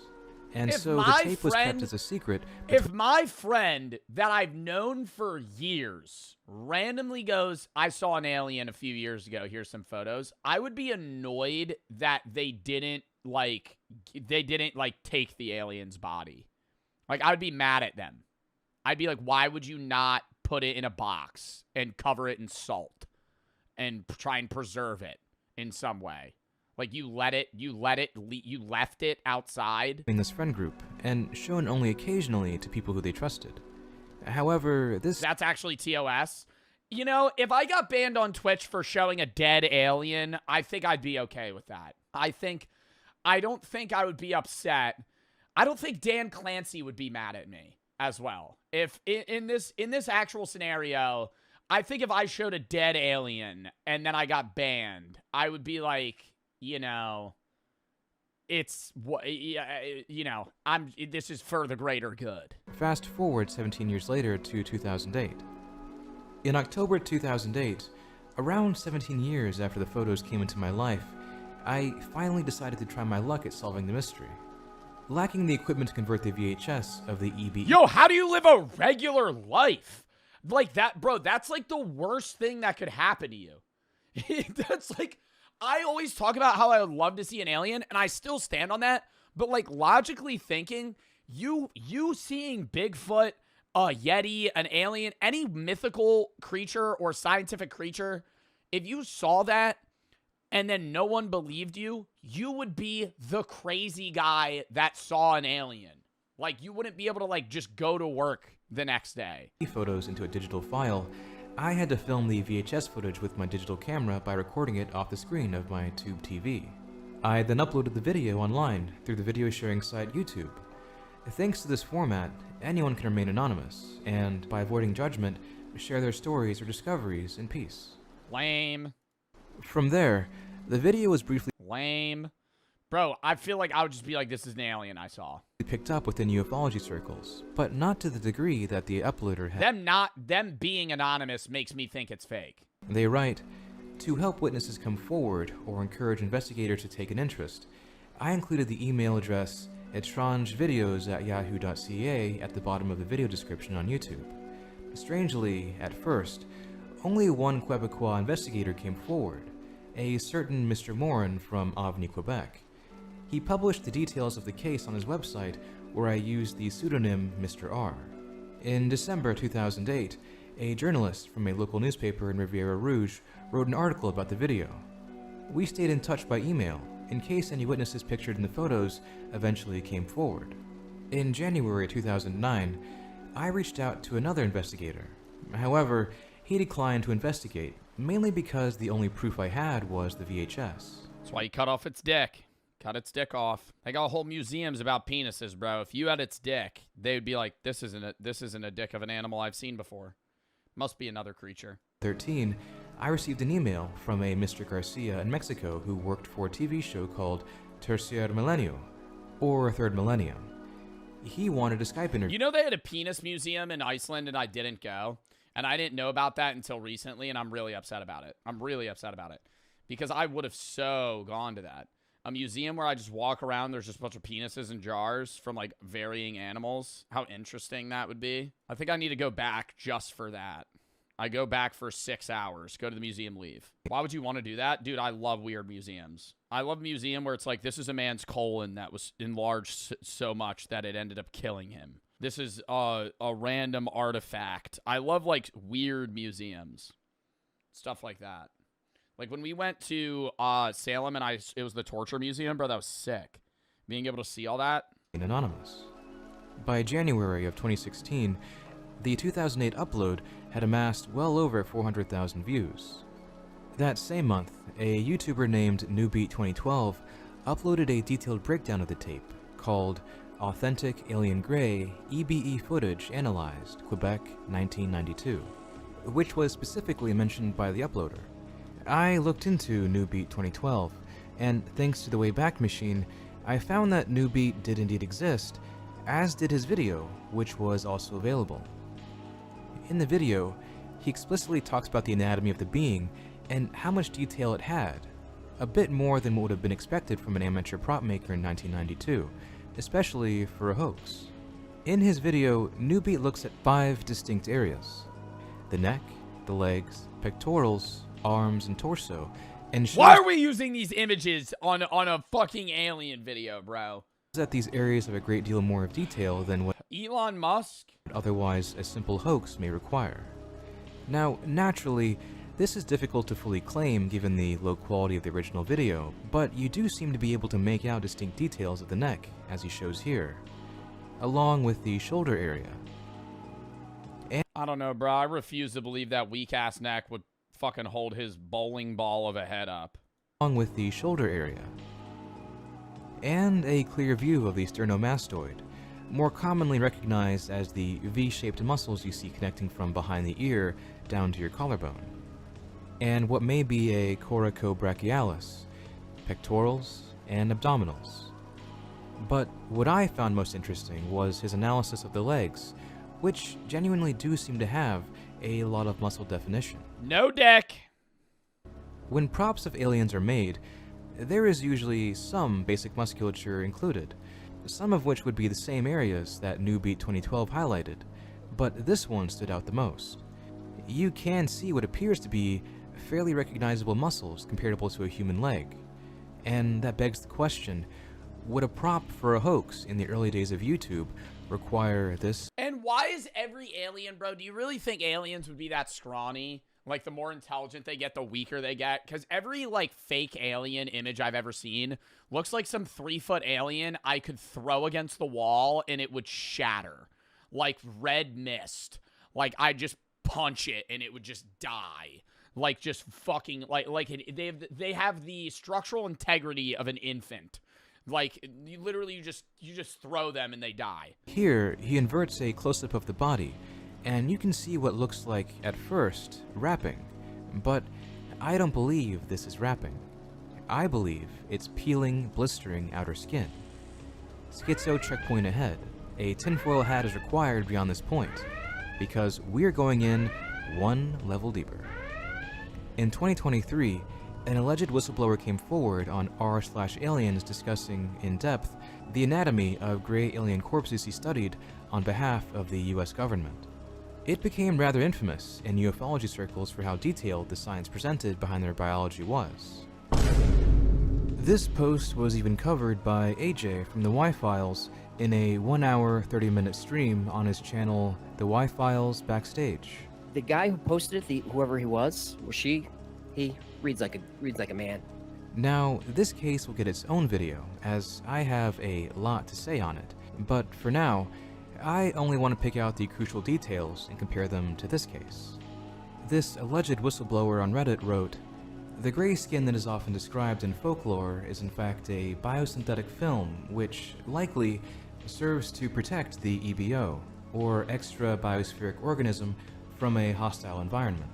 It doesn't provide effective protection against temperature changes, but it does offer adequate protection against the passage of liquids." What, so their skin's good for fucking, protecting them from getting wrinkled in the water? Like, what the fuck does that mean?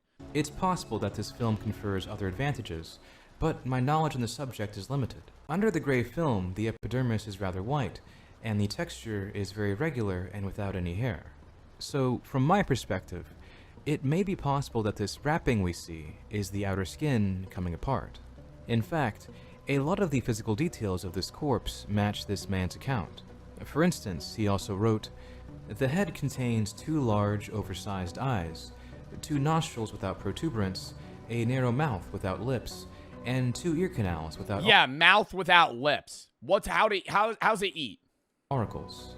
There is a mandible, but the musculature is vestigial. There are no teeth or tongue in the oral cavity. So it just sucks in food. It just. What is it? A filter feeder, bro? Oh my god. We see in the video is essentially an exact match. 2 large eyes, basically a flat nose, a very narrow lipless mouth, no ears, and a small jaw. This is what he wrote about the eyes. Yo, I'm killing that thing. Yo, I'm killing that thing. Oh my god. Chat. All right, new scenario. I fucking go live. I go live 2 a.m. There's a crashed alien ship. There's a crashed alien ship. And it's like on fire. And I'm like, oh fuck, dude, I gotta go investigate it. And I have like a hammer because it's the only thing that I found is a weapon. And I go fucking, I walk up to it and it's like it goes, and it's like crawling out.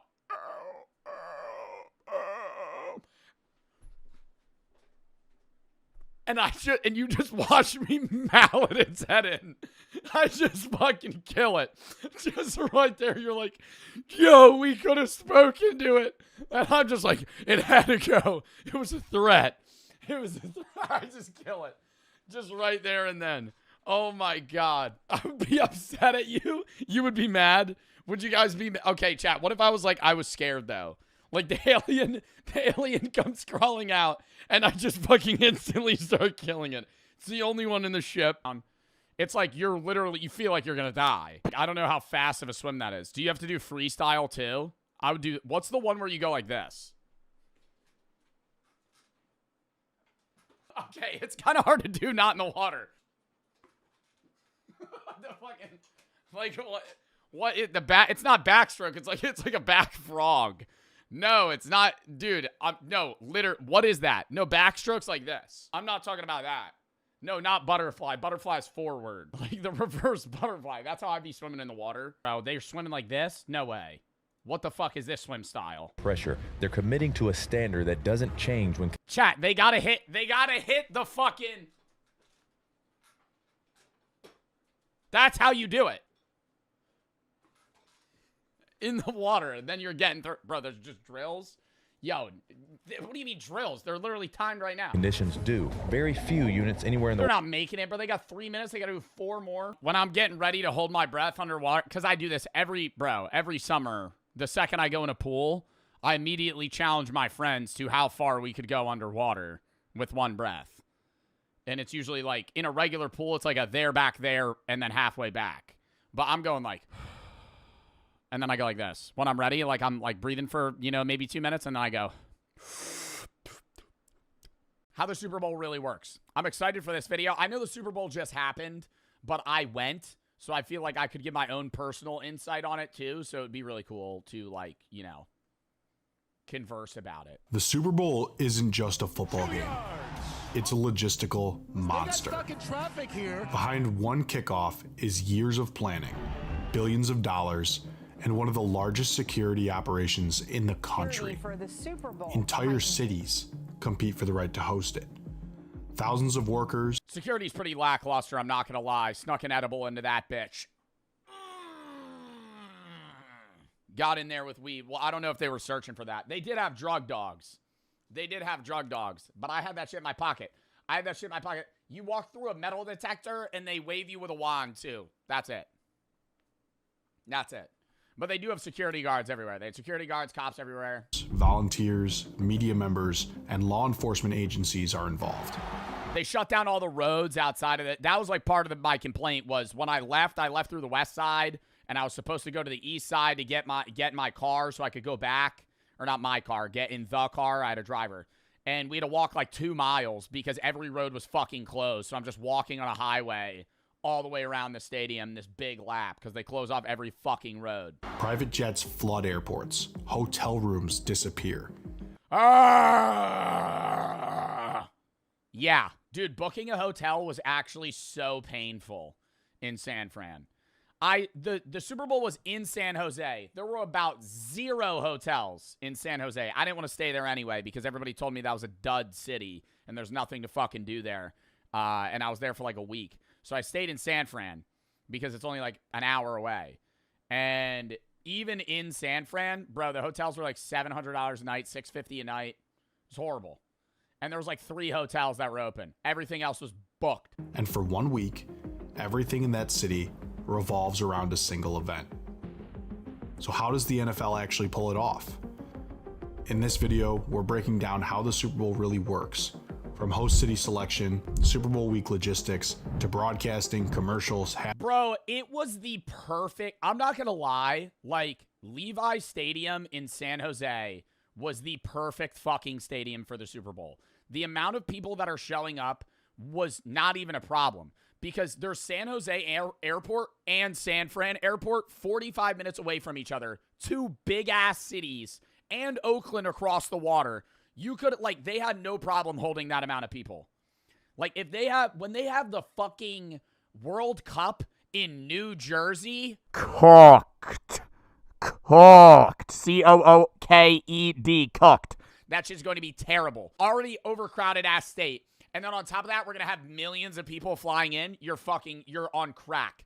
Newark Airport, the worst airport in the fucking world. Newark Airport, worst airport in the fucking world, dude. We're going to have everybody flying in there. Yeah, that's going to be a problem. Have fun getting to your fucking flight 9 hours early to stand in line for fucking 6. Hell no. But I will say, I was worried that on the way home from the Super Bowl, I was gonna, like, be in a line waiting to leave at the airport. Bro, we left the next day at noon. We walked through security. There was no line. I was like, where is everybody? What happened to the 70,000 people that showed up? And everything that happens once the final whistle blows.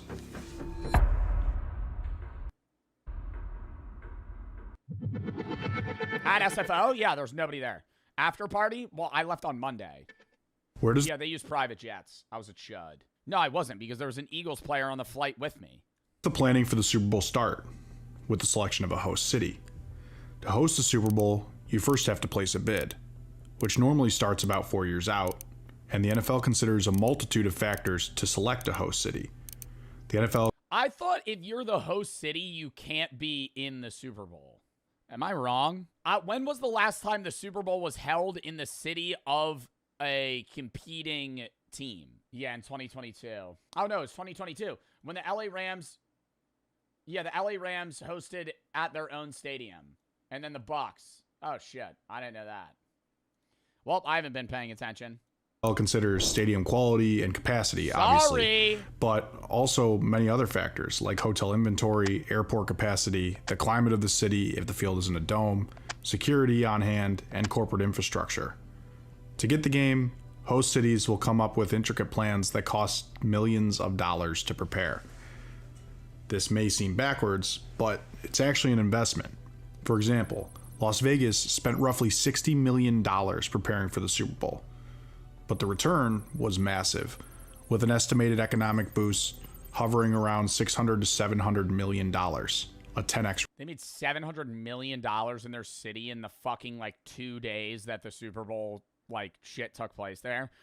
I'm not gonna lie, they were hyping it up all over San Fran. Like, when I was in San Francisco, I was there, like, a week before, and every business, every restaurant had, like, Super Bowl specials, Super Bowl themed things, Super Bowl this, Super Bowl that. There was, like, special events that were being held at Pier 39. Like, they had stuff going on just trying to rake money in. And it was working, dude. Everyone was going to that shit. Return. These investments are in a number of different things. Host cities will often renovate stadium locker rooms. I didn't know the NFL doesn't pay for the halftime show. I knew that I learned that like 3 years ago, that the artist has to pay for it. Or their sponsors. But they get the money back. It's still, you're still in set. The idea is like, hey, we're not going to pay you to perform, but when you perform, your music's just going to fucking spike, you know? Like when Usher performed, I'm using Usher as an example because he's kind of like an older artist that, you know, regained popularity. When Usher performed, his music like tripled. Like motherfuckers start listening. Yeah, people start listening to you again. Like Ludacris and Lil Jon and all those people when he performed. Broadcast capabilities by adding new cabling for cameras and a host of other things. Cities will tightly map out traffic plans, trying to find the most efficient ways for fans. How much do you think Kid Rock got paid to do the All-American halftime show? To reach the stadium. Another important probably $10 and a wet napkin consideration is airport availability. There are plenty of commercial flights that will be arriving for the big game. And he went, oh yeah. But an even bigger consideration is being able to house all of the private jets. The Super Bowl obviously is just as much a social event as what a problem to have. We have too many private jets coming in. It is a sporting one, with thousands of celebrities. Suck a dick, fly Spirit, bitch. Athletes and business moguls. You gotta be kidding me. Oh, we have too many private jets coming in. Some of our clients, all of our billionaires aren't able to come in. Fuck off. Given this, a ton of private jets arrive every single year for the Super Bowl. For Super Bowl 58 in Vegas, approximately 882 private jets flew into the city for the big game. The year before that, in Phoenix, a record 931 private jets. Insane. The Bowl is labeled as an NSSE, short for a National Security Special Event. This means that a multitude of different security groups need to work together to ensure a smooth, safe event for everyone. That means a group effort and collaboration between the Secret Service, FBI, Department of Homeland Security. Yo, I don't know if they had to do with it. There were so many homeless people in San Fran the day before and the day of the Super Bowl. None. I'm telling you, I would walk down an alley where there would be 9 homeless people on the sidewalk. When it was the day before the day of the Super Bowl, people go to a bar wearing an I pause my game to be here shirt. Like my friend Chris will go to a bar wearing a Hatsune Miku shirt. Unironically. Just show up. It's a full art Hatsune Miku, like DJing a song, and he'll just be like, yeah, I'm here. I'm like, dude, we're in a bar, right? Like, we're in a public place. Like, you're just wearing a Hatsune Miku fit. And he's like, yeah, I don't care. Like, that's owning confidence. Like, you obviously know that shirt is lame, but you still wear it because it's funny. Maybe accept this. The wolf shirt? What was the wolf shirt? Human by chance, alpha by choice. See, that's hard. I think that's funny. Because nobody wears that and actually thinks I'm an alpha. But there are people that wear the I pause my game to be here shirt for, like, genuine value. Shitty quotes on them. Is Chris Koshard? Yes. Like, you obviously know that shirt is lame, but you still wear it because it's funny. Maybe accept this. When is it ever okay to wear this? Ooh. Do you think, okay, now we're gonna play a semi-weird game show here. What are the odds this guy bought this shirt for himself? Or do you think somebody bought it for him? Either way, rough. Somebody made that shirt. Eat, sleep, rape, repeat.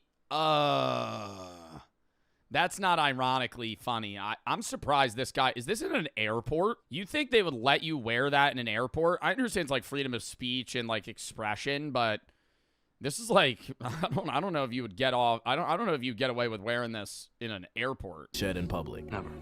He doesn't speak English? Oh, this guy doesn't know... How's this shirt acceptable at airport? Wait, so this guy just wore this shirt not knowing that this just says rape? Never.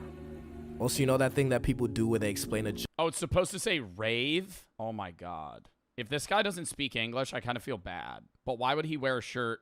Who bought him that? Also, you know that thing that people do where they explain a joke that was bad to make fun of the joke? There's this one British guy on TikTok that goes, so what is done there is... Okay, let me just show you.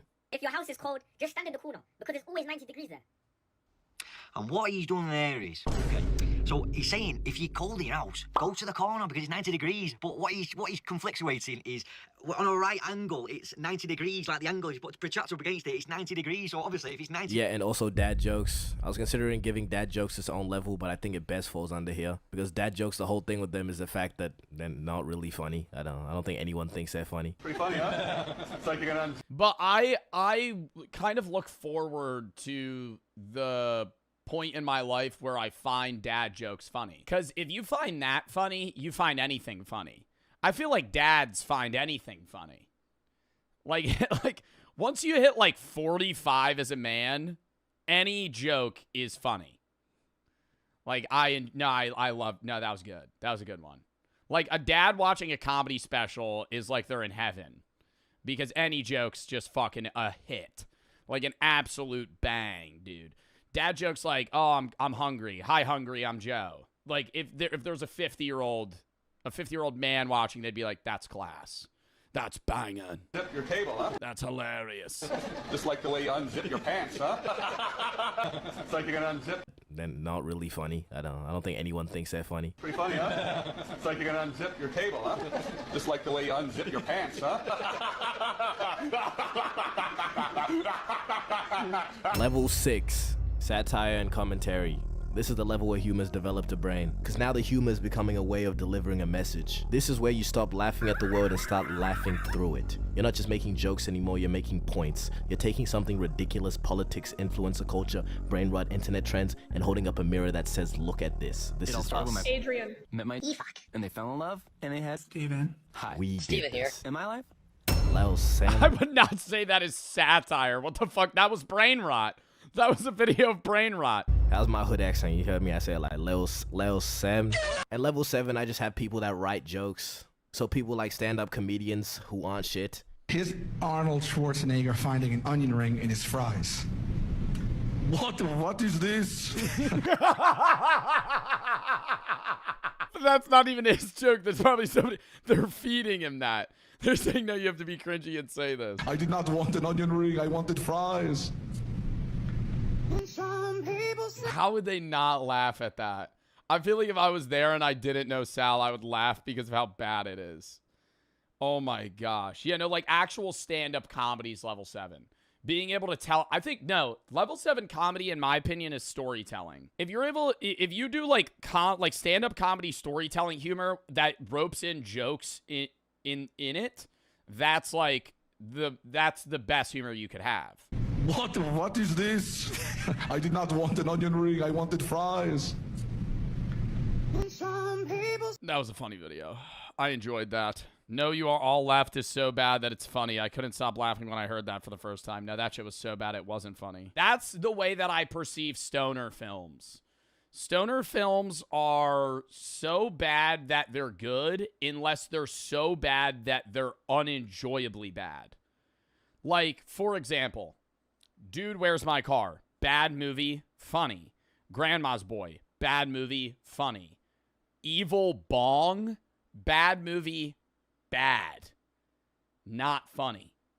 It's so low quality. Sharks of the Corn, bad movie, bad. It's so bad that it is unfixable. Cocaine Bear? Cocaine Bear is like a 2-sentence joke that they made into a movie. I enjoyed it, but the entire premise is like, this is a bear that's on cocaine. Shit gets crazy when a bear's on cocaine. Imagine a human on cocaine, but it's a bear. Now imagine a bear, but it's on cocaine. Sharknado. Bad movie, but it's good. Let's have a tornado and then throw sharks in it.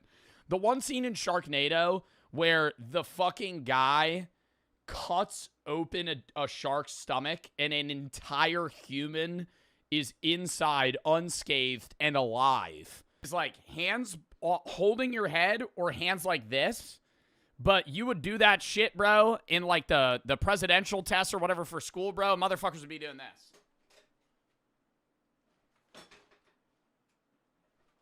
I'm like, you're using momentum. Like your hand, like you're not even doing a sit-up. Your arms are flailing your body forward. I don't even like want that. Like, I don't even want a fucking stupid tomahawk or anything. That's just fucking lame. Oh! And it got the operator Oh, it just looks so fucking stupid anyway. I mean, challenge engraved on one side, half-face blades on the other. Oh, it's like engraved. It's like, fucking who cares?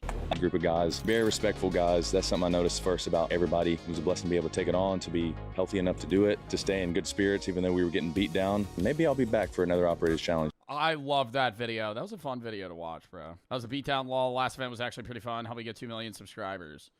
Oh, everybody go sub to Alex. Or Austin Alexander. Never seen that before. Kudos to Zane for taking this on event with a craps night's sleep. Oh, it's just dead. We couldn't ask it any questions. Before I killed it too, it could have been making a noise, but it also kind of sounded like it was going, help, help. And I just fucking like murdered it. Like the skin, the eyes are covered with a semi-transparent biosynthetic film. He was reaching. I have a fucking gun. I have a taser. I just have a taser. I'm like, stay where you are. Stay where you are. I fucking start. I point the gun at it.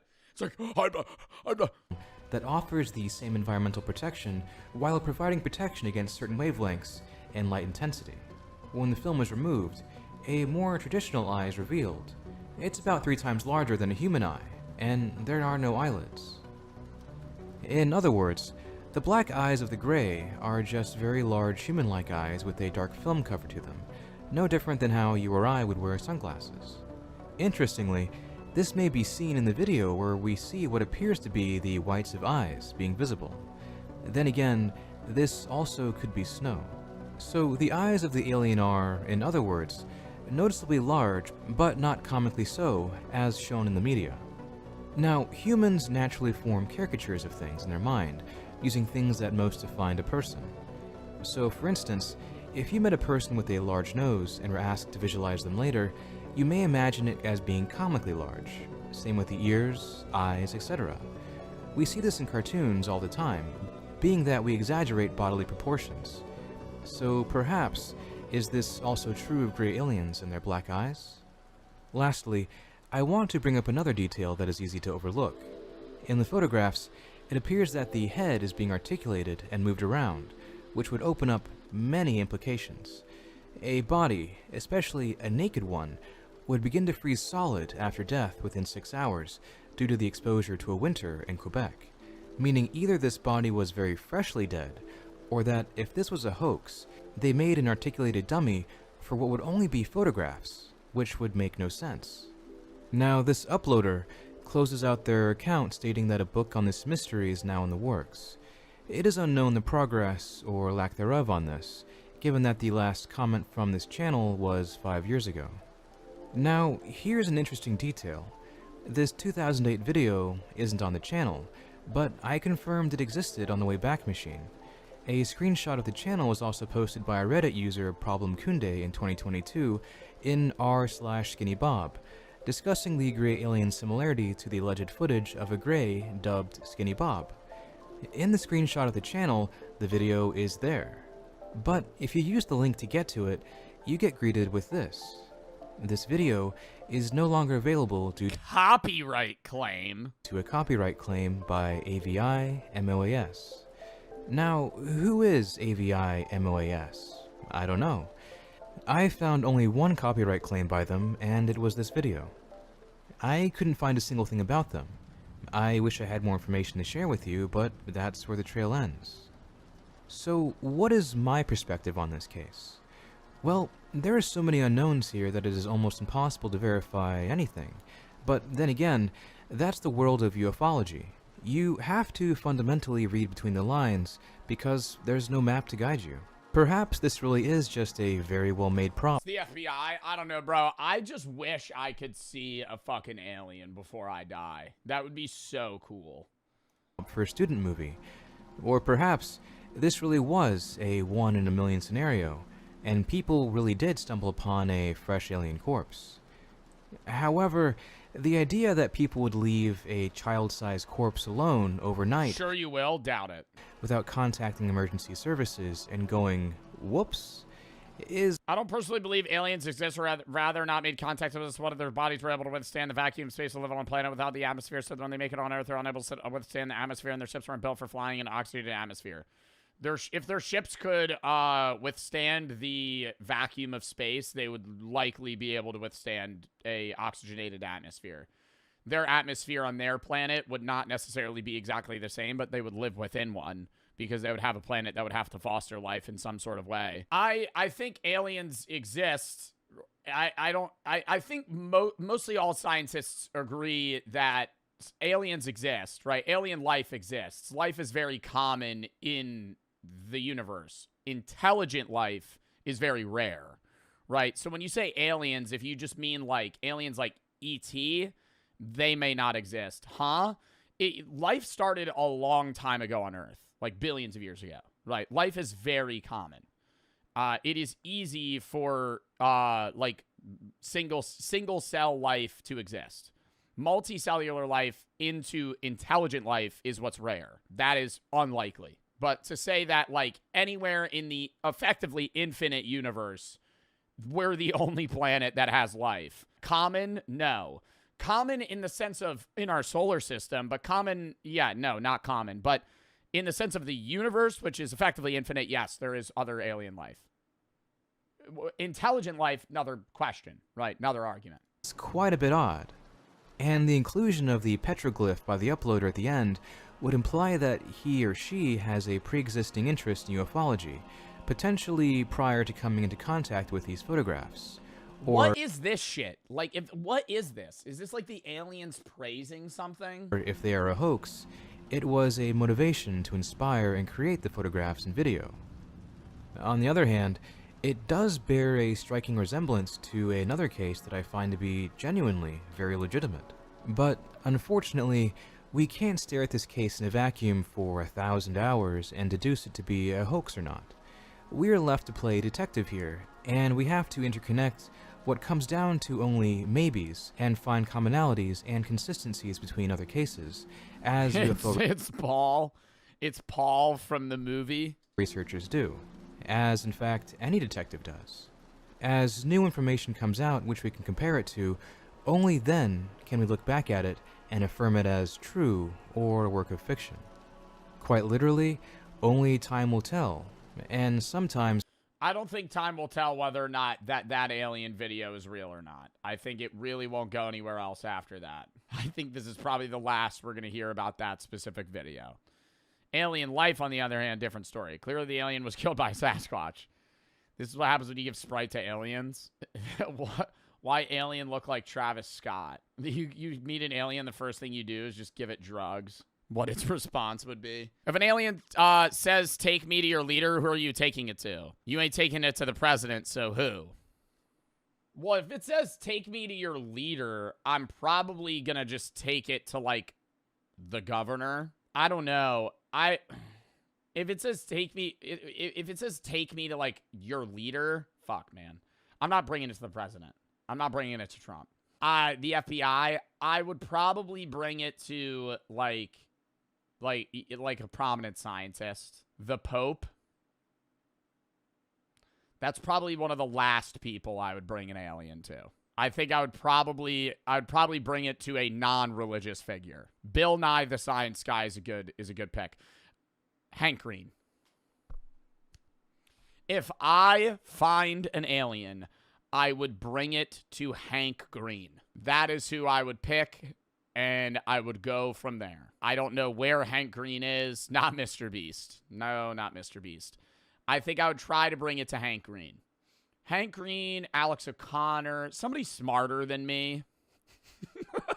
Somebody, like, well above my intelligence that would probably just know what to do with it. I don't think I would give it to Kim Jong-un. All right, the complete supply chain of some generic consumer junk. Precisely 5 minutes after the homeowner leaves for work in the morning, a package is gently delivered to their doorstep containing an impulse purchase from the night before. This box is just one of 36 million that will be delivered across America. You ever watch an Amazon driver work when you're driving by them? Most stressed out people you will ever see. If you think you're having a bad day, drive past an Amazon delivery driver and they're just fucking, they're like, if I can deliver something, run back to their car, fucking get in, go to the next house, go to the next apartment. They got to fucking deliver some shit 6 stories up. Oh my God, they're freaking out the whole time. It's terrible. Dude, they churn employees at Amazon like fucking butter, dude. So fast. 1 in, 1 out every 2 months. America over the next 10 hours, serving a growing appetite for home-delivered consumption. But inside this particular package is a humble paper shredder purchased for $59.99 with free delivery. As far as modern products... Next day delivery makes no fucking sense to me. I understand I live in New Jersey, so there's a lot of shit around. It's different from like if you live in like a rural Nebraska. Bro, how the fuck? I understand if I order like protein powder or some basic shit paper that comes in next day. I have ordered like random niche products and it says next day shipping. They just have that in a warehouse. Like my possum costume came in 2 days. 2 days. They just have a possum costume on hand. Why? Why? They're waiting. They know somebody's gonna order that. That's what freaks me out. Them having a paper shredder next day, whatever. Now he's gonna go into how the paper shredder's made, and it's gonna mind fuck me. But that doesn't freak me out that it's like in a warehouse. Because yeah, people are gonna order a fucking paper shredder. People are gonna order a Keurig or like a coffee pot or a mug. You know, I get that. It's actually pretty basic. It only has 40 components in total, and they are each made from common generic materials. But even to assemble this cheap desktop appliance, those simple parts collectively traveled over 500,000 kilometers, went through... Yeah, in a fucking lithium mine. There's some shit. The fucking battery, dude, literally any random product you have, part of that shit's from like fucking Australia, South Africa, Germany, Iceland, Norway. It's all just combined together. Hundreds of industrial facilities in dozens of countries employed thousands of workers, and it all started right here. Was this a fucking bomb test? In the Northern Territory of Australia, the Alcongove mine extracts 12.5 million tons of bauxite every year. What the fuck is bauxite? See, that's what I'm talking about, bro. Everything you use on a day-to-day basis, you know nothing about. Bauxite? What is that? Plastic?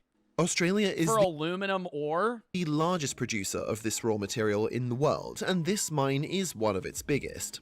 The operation is simultaneously so remote and massive that it's actually the 4th largest township in a region roughly twice the size of France. This is particularly impressive since the permanent population of the outpost is actually less than a few hundred people. Almost everybody here at a given time flies into work at this— But you never meet a motherfucker with this job! You never meet a motherfucker who does that! That's what I'm saying, bro. No. Everybody I know, yeah, I work at Walmart. I'm an electrician. I'm a plumber. I work for an airline. I'm a nurse. I need to meet a motherfucker that's like, yeah, I work at a fucking carbon factory. Cause who the fuck works there? But there's so many, because why are you screaming? Bro, because that's like so many jobs in the world, but I know no one I don't even know somebody that knows somebody that works at a fucking, like, I know people that work at Amazon factories. I don't know anybody that works at like a fucking coal mine or some shit. Now I know a lot of that's like out of country, but even then, like other random niche things, I'm like, who the fuck, like like somebody that works at like a trash mill, or like a recyclable place. Or a water plant. I don't know anybody who works there. I don't know. Fucking random people. Mine and then flies out back to It's automated? Bro, a lot of it's automated, but there's still people there. Civilization once their roster is complete. And if you know less than 0.08% of the world, dude, I know less than 0.0000001% of the world. Even then, though, I'm saying, like, in your region, there are people that have jobs, not around mining in Australia, obviously, unless you live in Australia. But, like, you know people, or there's people in your area that work at, like, a nuclear fucking facility. The mining process that takes place here is almost astonishingly simple. Most of the material that they're after is literally sitting on the surface, so instead of drilling deep into the earth, they just blow up the dirt and scoop it into giant trucks. This crude technique is highly effective and economical, but it does have one unintended side effect. Bro, you want to know the what? I need to meet somebody that runs one of these. What is that bucket? What is that bucket machine that's big as hell and it's a circle and it just goes roof, roof, roof, roof, roof, roof, roof, roof, and it picks stuff up? What's the name of that? It's like an excavator of sorts, but it works at like mines. Excavator, scoop, wheel, truck. But this on a bigger scale. I need to meet somebody that runs one of these. What a badass machine to fucking control. You own one of these diggers that just fucking picks up thousands of pounds of dirt and supplies. Everything happens at the surface. The red dirt of this sprawling extraction site are easily visible from space. Either way, once it's collected, the raw material is moved along an 18-kilometer conveyor belt to a processing and storage yard at the very tip of the peninsula, where the alumina ore is separated from other impurities. It's kept here until a buyer sends a bulk carrier to dock at the mine's dedicated shipping port. And then it's back on another conveyor belt to a ship waiting almost a mile offshore. The vessels moving this material are some of the largest bulk freighters in the world. They're so large that they can't actually get that close to shore without a dedicated deep-water port, and those are expensive. The port only handles two particular products in bulk. Ships take out raw alumina and bring in heavy fuel oil, which is used in a self-contained electrical plant to power both the industrial mine site and the local township. Both raw ore and liquid fuel can be piped or moved on a conveyor, so it's easier to get the cargo out across the ocean to the ship than to bring the ship to the cargo at the shallow shore. Once loaded, this glorified pile of dirt will start a 3-week journey up the Malacca Strait, through the Indian Ocean, the Suez... This stresses me out. Like, I understand this was all developed in specialized trade over generations and years, but this... In parts of the industry get hard to read. Let me show you. A whole house... Like, what are they doing, bro? We have sheet metal. We have a sheet metal bunker, bro. What is this? This was probably during World War II, but I'm like, what are we... Dude, you're dead. Gas masks, hazy. Hazy is in parts of the industry get hard to read. Let me show you. A whole house generator, for example. Drive through suburbia and you'll see a lot of houses with them. Installing a Generac on your house could easily run you 15 grand. Or whole house water filtration. Something like a Culligan system could easily run you up to 10 grand. Depending on where you live, you could install motorized hurricane shutters or impact-resistant windows. If you're somewhere prone to flooding, you could have floodgates or even a custom-engineered seawall if you live by a body of water and have the dough. If you live somewhere with wildfires, you could get ember-resistant vents, fire-resistant siding, or roof shingles. If you're somewhere with earthquakes, you could get a seismic retrofit for your house or a base isolation system, which could really cost you a pretty penny.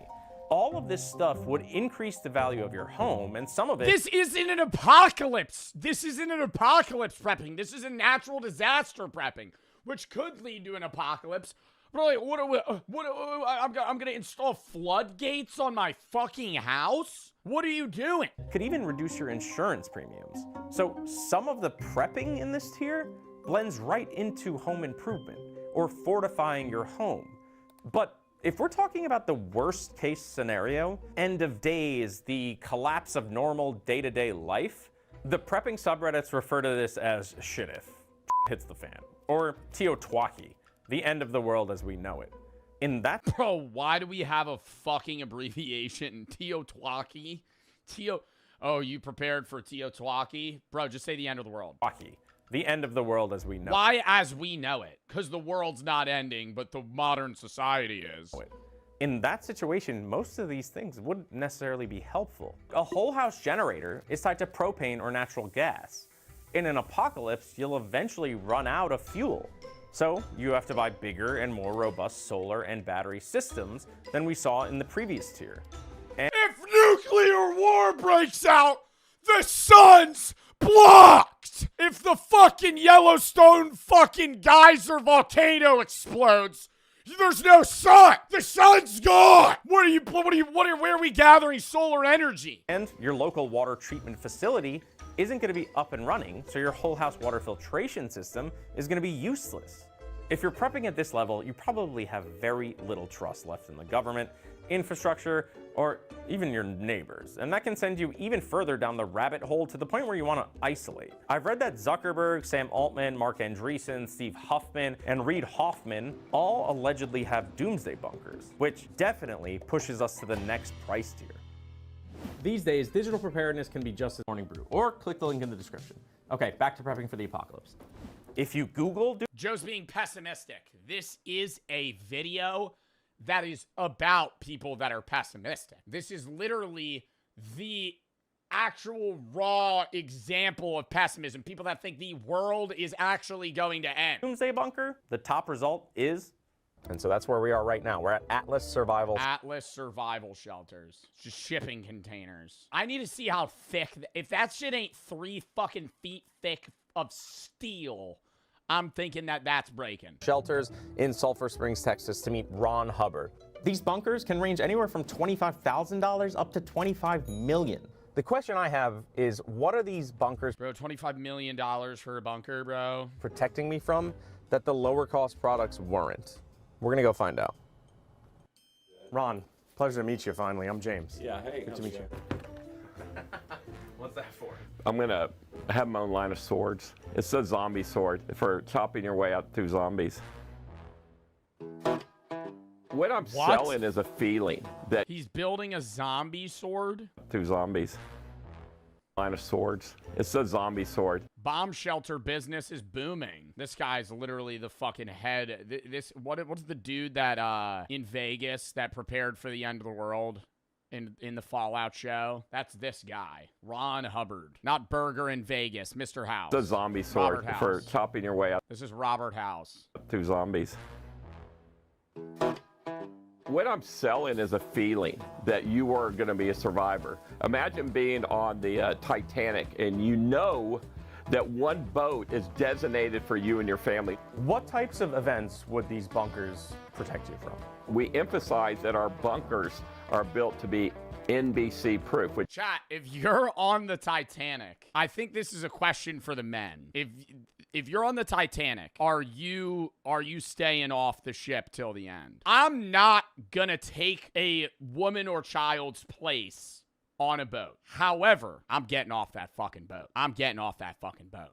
I don't know how, but I'm getting off that boat. I'm a minor, I would go first. Okay, let me say this. If in the Titanic, when the boats were sinking, I'm assuming the chatter that just said that you're probably like a 16-year-old man. You're not getting on the boat. They're kicking your ass off. Right? If you walk up to the lead guy that's shuffling women and children onto the boat and you go, "Well, I'm 17, can I?" They're kicking your ass off, bitch. You got to find your own way off that fucking boat. You know what I mean? Like I think when they say like women and children first, they mean women and like toddlers. Like you got to be young for them to be like, okay, yeah, I'll let you off. It means nuclear, biological, and chemical. So you could go in there for any reason, including tornadoes, hurricanes, or even a civil unrest or people driving around trying to shoot holes into your house. And now it was time to go see one. A builder is building 86 houses. He's decided every single house will automatically have a movie theater in it that will also be a bomb shelter. I mean, now we're just living in luxury. This isn't even a fucking... We got a movie theater. We got a movie theater in the shelter. I feel like if you're gonna spend millions of dollars on the shelter, just make the shelter your house. So in that sense, I kind of get it. Like, just have a piece of property and have your house be the bunker. Bunkers have become popular because like live underground. They're dual use. Everyday luxury on the surface, doomsday bunker when shit hits the fan. Let's go. Okay, so Ron had told me we were gonna see a finished $700,000 bunker, but unfortunately, that's not the case. He brought me to a new construction though, that's apparently gonna sell for $1.6 million. And part of this construction, right by that dirt mound over there, is a $700,000 underground luxury doomsday bunker. Let's go check it out. Can I say, shouldn't you put it a little more underground? Like, we're right on the dirt surface, you know? Is this the roof? I feel like it should be like, you know, 8-10 feet under, like a little over the water table. $100,000 underground luxury doomsday bunker. Let's go check it out. Now, remember, I'm going to give you footage of a finished one that you can... Oh, it's pretty deep. Edit it in, okay?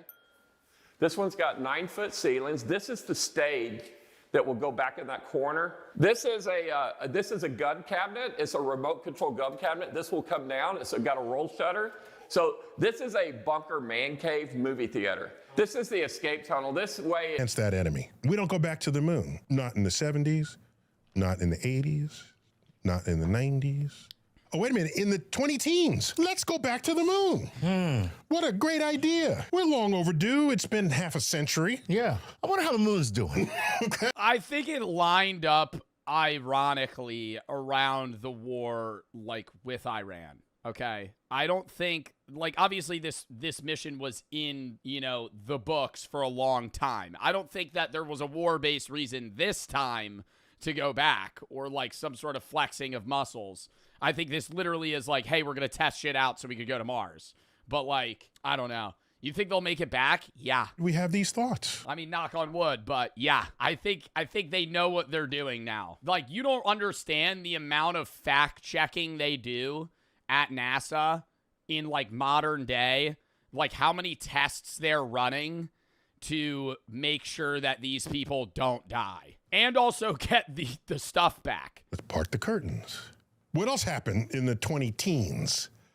China says they want to put taikonauts. Okay, maybe I'm wrong. Oh my God, what? In 2017, we signed that because China said they wanted to go to the moon? Oh my God. Bro, so randomly, we're like, oh no, we're just going to go back. You know, actually, I kind of miss the moon. It's on the moon. Oh. Taikonaut, their version of a cosmonaut, our version of an astronaut. Right.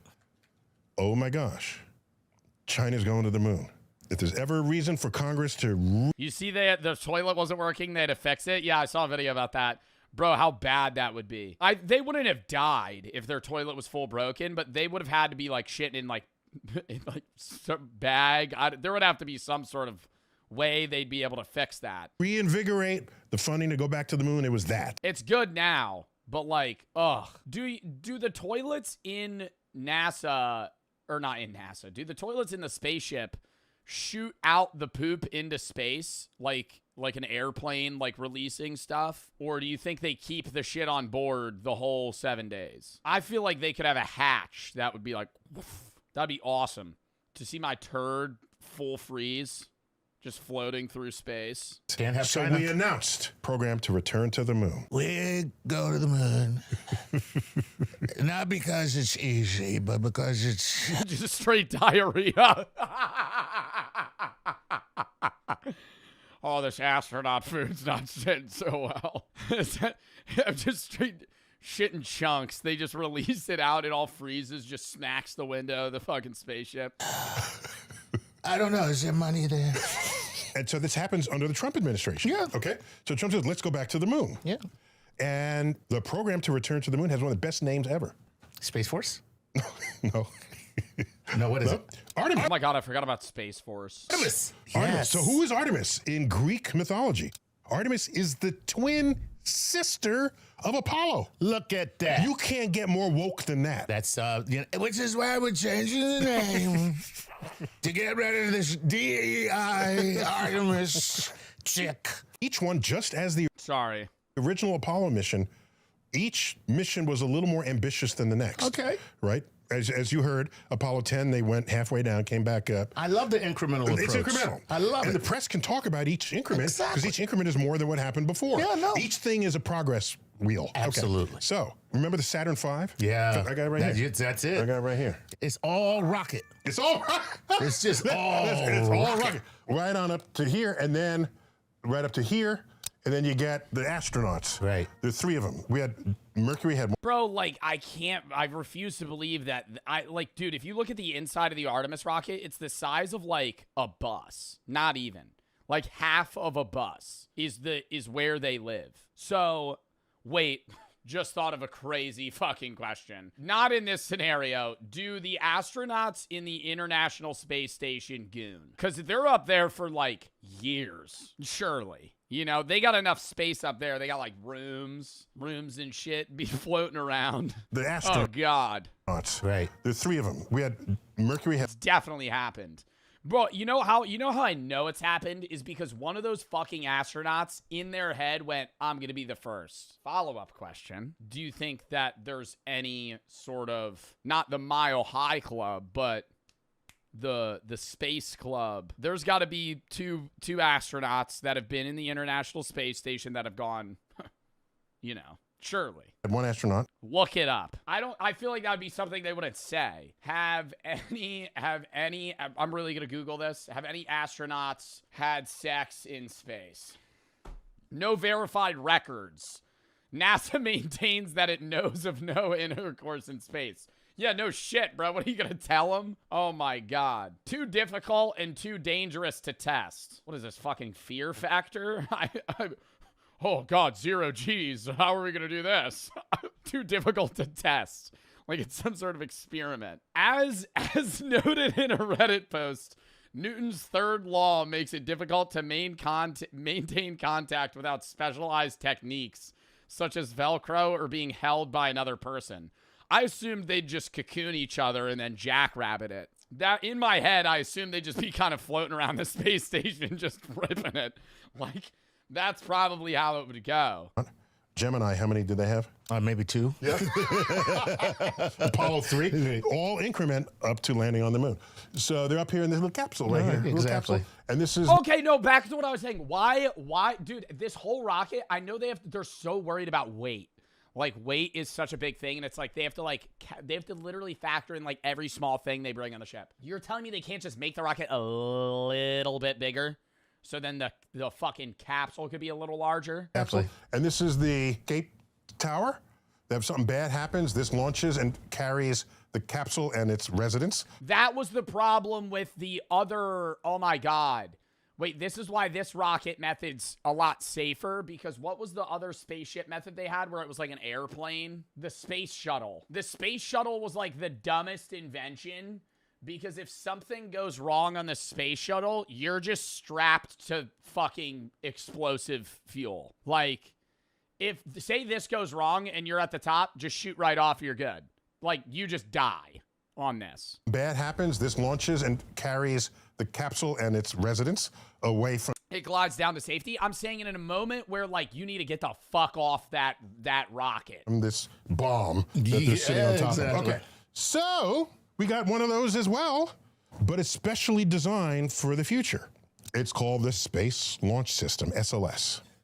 So it has not only a big old giant rocket, it's got what we're familiar with now with the space shuttle. Yo, I can't imagine being one of the astronauts at the tip of that rocket. You're already like 400 feet in the air, and you just got fucking 80 tons of fuel behind you, and you're just like... like, what is the G-force on that? They probably have to train for that shit. It's got 2 solid rocket boosters on the side. The value of that is you use up their fuel, and when they're done, you just drop them away. There you go. You don't want to carry empty tanks. Empty tanks. And then the main rocket will also have multiple stages as well. This was the brainchild of Werner von Braun. Multi-stage rockets. Right. Without him, we'd all have... Oh, yeah, Werner von Braun. Yeah, I know the name. These bullet-shaped V2-looking rockets that are not multi-stage. It was his idea to do this. You drop away things you don't need anymore, and that way the remaining thrust is pushing on a lower mass object. Right. So the SLS with the capsule included is about the same size as the Saturn V. But here's a good way to think about how big it is. Let's compare it to the Statue of Liberty. Oh, get the fuck out of here, dude. It's as big as the 7 levels of humor. And at 17% African American, I am not from Wakanda. I'm from like Wakanda. I respect the bomb, though. I respect the bomb. I gotta say that horrible joke. Horrible joke. But to be able to get on stage and bomb and not shrivel inside of yourself is commendable to a degree. No? Most comedians suck, percentage-wise, you know? You see these top 20 comedians, and they're fucking funny or not, depending on what you think. And even if you think that guy's not funny, now think about fucking the dude that's not successful. You know? Like how comedy can get really bad. And this is like scraping the surface of that. Most comedy clubs are bombs. Most comedy guys suck. You know, they never gain success. They might get a laugh or two at a bar. Like you, I would be terrible at stand-up. The type of comedy I think I could do more what Matt Rife does than any other comedian that does performative sets. Matt Rife gets up on stage, has a few things that he wants to say, and then he does crowd work. I could do crowd work. I don't think I could ever do a set where I go up and I just tell jokes. Oof. Are you all right? Yeah. No, you are all left. You know, they say that humor is subjective. So it's a good thing I'm the subject and I'm going to tell you that shit was... Got on America's Got Talent to say that? Are you all right? Yes. No, you're all left. What's the joke? What's the joke? I understand what she's saying where it's like all right, like right. Like, what do you mean all left? Oh, like they're Democrats? It was not a political joke. I don't think that was a political joke. I think it was just, bad. That's the biggest problem with America. I'm not going to get on a long tangent about America's Got Talent. Side note, quick, 30-second ramble about America's Got Talent. People got to tell their relatives that their talents suck. Because it's fucking shitty when you falsely boost somebody to the point where they believe that they should go on America's Got Talent just to be let down miserably. Like, my God. Especially, I think it's different with comedy and more with, like, singing. Singing or dancing, where, like, people consistently just go, oh, my God, that's so good. Yeah, no, you should go on America's Got Talent. And then they get on stage, and it's just miserable. Awful. I've constructed 7 levels. That's Britain's Got Talent, same thing. Same premise of the show. You have 4 famous judges, 5 famous judges that judge everyday people. Of humor and comedy, with 1 being the most primal and nonsensical humor.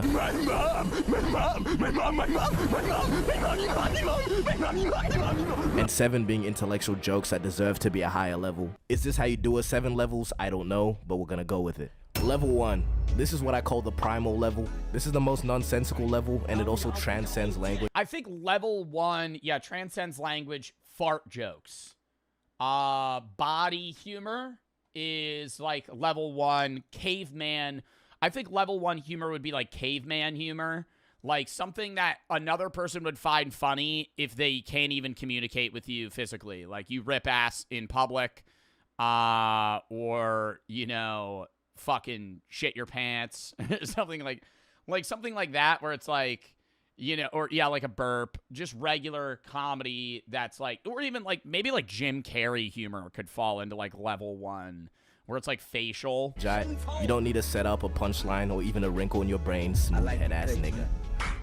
An example of this would be laughing at somebody falling over. Why do we laugh at this? Who knows? Epic fails. Schadenfreude. I think that's why we laugh at epic fails. It's the feeling you get when you laugh at somebody else's misfortune or pain. I ain't doing. It's like a happiness that it didn't happen to you. But there's a level of funny and not funny. Is that agreeable with fails? Like watching somebody fall over, funny.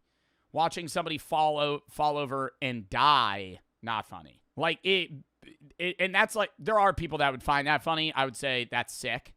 If you think that's funny, that like if somebody like falls and dies. But it's like if somebody like hurts themselves minutely, I would go, that's kind of funny. But if they, like, get their arm chopped off, oof, that's more grim. Who knows? I ain't doing all that research. But there's really something about watching somebody's misfortune that just brings me joy. And I know I'm not the only one that's like this too. I remember watching America's Funniest Home Videos, you know that show? Deadass just compilations of people receiving fatal injuries. Nothing more. They really did get the perfect guy for that show, but it also made me realize how bad the AFV was. What's this guy's name? He does the Carlton. He starts the episode. We got a lot of funny videos tonight. Stay tuned. And then it's like somebody falling over, and they give him the worst one-liners you've ever seen in your life. I don't know if they still put on AFV or how much they're paying this guy. Yeah, Alfonso Rivera. They got to be paying this guy fucking scraps because there's no shot this fucking channel makes money. Like, there's no way this TV show gets clicks still. They still do? Bro, but, like, all funny videos now are on, like, TikTok, Twitter, YouTube. So the people that submit that shit, like, I remember I watched a recent video, and it was, like, somebody using, like, the Snapchat dog filter or some bullshit. Like, I talked about this previously. It's like they get the bottom of the barrel videos on AFV today, and even the good videos that they do get are sometimes just resubmitted viral videos from people that posted them elsewhere, and it did much better. And you would think that's like, oh, that's not bad if they're just doing kind of like a compilation type thing. But it's not like them just showing an old woman falling. It's them showing an old woman falling and then Alfonso Rivera going, well, let's see if she gets back up. That one's going to leave a mark. The old slip and fall. And it, like, ruins it. Mute him. They should have a fucking... And it's not even just him. It's the dude before him, too. I remember I used to think AFV was funny before Alfonso Rivera. It's because I was fucking 5 years old. Go watch episode fucking season 2 of AFV. It's dog shit. It's all bad, right? Because you were so used to nothing, right? It's like being an old person that discovered the radio for the first time. It's monumental. Now nobody gives a shit about the fucking radio anymore. So when you were 6 years old and there was no funny shit, watching epic fails on YouTube or AFV was like gold. Now it's awful. Oh, that show. Deadass just compilations of people receiving fatal injuries. Nothing more to it. To prove why this is the lowest level, you could show, for example, the slowest person on Earth. Where does the sun go when it get dark? Blue, I don't have an answer for that. You could show them a video of somebody slipping on ice and they're gonna crack up at that shit. And at this level, you find that most of the jokes happen on accident. And something about that just makes it even more funny. I feel like you really need a good fail for it to be funny. Like, most fails I wouldn't really laugh at anymore. I remember, dude, when I was in elementary school at snack time every day, I would just watch epic fails. And then I got, like, numb to them, where I just didn't find them funny anymore. But then again, it's only really funny when you're not the victim. Story time. As a kid, I was playing soccer, right? It was a rainy day, and I got hit in the face by a ball that looks exactly like this. Shit felt like a fully primed charged shotgun right to my dome. I was suffering and niggas was looking at me like this. Evil world. But if I saw that, I know damn well I'm losing it. And at this level, you also find things like loud equals funny. Which if you completely... Yo. Okay, no, there's a level... Okay. Can I say there's a new type of video that I find fucking comical on TikTok? I gotta find it. If it's the randomness video, where it's nothing, there's no... Okay, here it is. There's no purpose in any of the fucking clips in the video. It's just full random, and I think randomness is funny. All right, hold up. Brady just messaged me and said, do not download COD, it's dog shit. It is? Yeah, I heard that you can't pause the campaign. You have to run it in one. There's no save points. You just have to play the campaign in one sitting. All right, this is like, I guess, the level of humor that I would define as, like, comedic out of just random. I don't know what level this would fall into, though. I have no idea what level of humor this is. Maybe, like, 2? Or, like, it transcends levels? What kind of...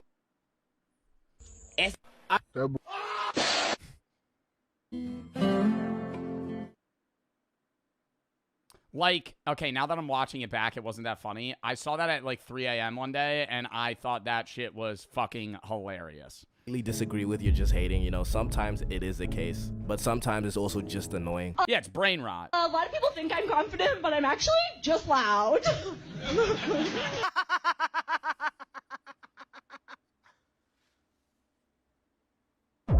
You know, not everybody needs to do stand-up, okay? Some people just need to stick to this first level. This level's stupid, but it's kind of beautiful, alright? It proves that joy is everywhere, even if it's in other people's misery. Level 2. This level is the fucking stain on the earth that is brain rot. This one is a level above because it requires a set level of prior knowledge and liquidation of the brain. If you were to show... Yeah, it's references. Level 2, you need... But it does transcend language still. Like, tung tung tung sahur isn't English. It's Italian brain rot, but we still get it. An 80-year-old man, this. Garam mararam raraman mararaman dan madu dung dung dung tak tuntung perkuntung. You are not getting a giggle out of bro. But if you were to show this kid who's on his 41st 6-7 of the day, he gonna laugh to an early grave. This is going so low. Okay, but can we... I gotta say, brain rot inherently isn't funny. It's the repetitiveness of the brain rot that makes it funny. I think the low taper fade was the first example of this, where the meme died, and then people were like, I'm just gonna drag this meme like it's a dead horse across fucking hard asphalt. We're just gonna we're gonna pull it until it's funny again. And then at some point it gains traction, it's hilarious, and then it goes into a phase of being shit again, and then funny again. Back and forth. There is a hard cut, though. The low taper fade meme sucks now, right? Is there ever going to be a moment where it's funny again? Maybe. Like, in a year from now, if I saw, like, a random edit that just pivoted to a low taper fade meme, I would be like, oh, that's funny. I remember that. Oh, because, you know, obviously it's not... 6-7 pisses me off, though, because it's like, it refuses to fade from existence. It's 21 from the Vine era, you know, 21, but it's like, it's not going away. 21 was like the height of brain rot, and then it like kind of submerged itself to like mid-tier usage. 6-7 is like spam used so much, and no one stops you. Like, people just still, anytime you hear 6 and 7 together, people just spam it. Anything of substance, I don't have to explain that. Bro, like, what even is this shit, bro? It's I don't know, but I'm low-key here for it because it's a cheap laugh. But I just can't give this level any credit because there's still no structure or timing, just...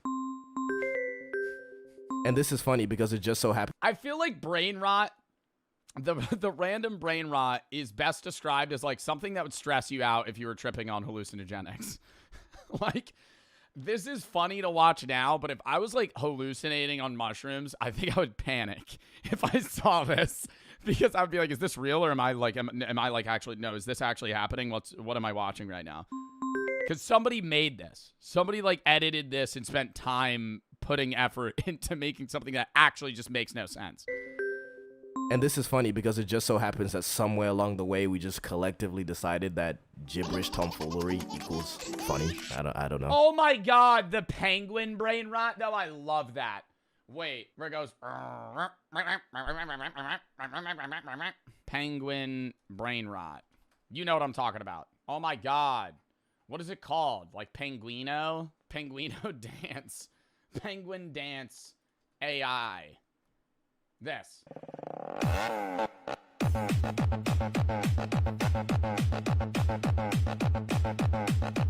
Like, why do I enjoy watching that? It's just stupid.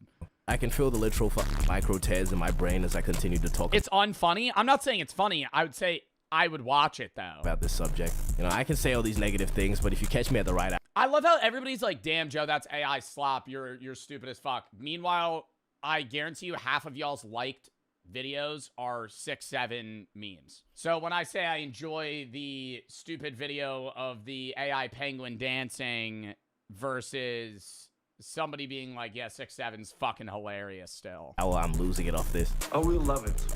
Love-hate relationship with this level, no more. Level 3. At this level, we have straight up just memes. If you operate at this level, you don't tell jokes, right? You just quote TikToks and Reels. Level 5 got Riz, Livy done rizzing up baby Gronk, Ice Spice what the dog doing, Skibbity Toilet in real life. I kind of don't like the quotes of like old Vines. Like if somebody, if I was like just hanging out with my friend and I was like, yo, can you grab me a spoon? I'm trying to eat some ice cream. And he went, only a spoonful. Like King Batch. Ugh. Like, or like just referencing something from like 10 years ago. That's Reddit humor. No, I don't think this is Reddit humor. Well, I mean, Reddit humor, there's different fucking communities on Reddit for everything. But I think there is like, I think that's like millennial humor. Not memes. Memes are for everybody, but they're like millennial humor is like referencing old memes as if they're still relevant. You can't really consider yourself a funny guy for using this one. You know, maybe your For You page just got it. But you have made it past laughing at people's misfortune and brain disease, and now you've become a human soundboard. I sound like I'm hating right now, but literally everybody uses this level. And let me elaborate because I feel like I didn't really explain what this level is. It's using memes and conversation as like references rather than, you know, just memes by themselves. But anyways, memes are funny. That's sort of like their whole thing. And it's tough when somebody pulls out a good reference. Sick reference though, bro. Oh, thanks, bud. Oh, wait. So a meme, like a level 3 meme, isn't just making memes or reading them. It would be referencing them and it not sucking. Like old Vines? No, but referencing old Vines sucks. Like, I think the golden humor isn't having somebody relate to the meme that you're referencing. It's relating the meme to the conversation at hand and it also being relevant and funny. Like, at any moment, in mid-conversation, I could be like, remember, mustard. You'd be like, yeah, what the fuck does that have to do with what we're talking about? Like, if you're like, yeah, that's like Nyan Cat. Oh my God, thank God it's Friday. I'd be like, yeah, I don't fucking care. You know, like that's still ass. Dude, your references are out of control. Everyone knows that. The reason why it's so low is because it doesn't really require creativity. It's easy to just Friday's still peak? No, it is not. Bring out memes. Obviously, sometimes you can be creative with it, but people be doing too much with that. Copy lane mechanism into frat flick into 6-7 shoddy emote. Snap. Okay, but it also incorporates the aspect of timing and delivery. But everything else, you're not really creating a joke. You're just saying something that people have already agreed is funny. I stay spamming memes in my videos, so, you know, this is a little confronting. But true story, the other day I saw a guy sitting like this, and I thought to myself, bro, it's not Quandale Dingle. It's Quandale Dingle here. And hit one of these. Can you profit from an all-inclusive cruise? Most people, like this guy, come on an all-inclusive cruise to relax. Jack asked me to do this video with him, and I didn't have time, and I'm really upset. Because I think I would have been a fucking team asset. I think I would have been not on the food front. Actually, on the food front. I think I could put down a lot of food, but only like slightly more average than the regular person. I think I would have been a team asset on the drinking front. I would have Googled the most expensive alcohol they had and just slammed that every time. Also, am I crazy to say every guy has a pair of swim shorts that look almost exactly like this? Like a Chubbies, like neon design. For me, I'm here to profit.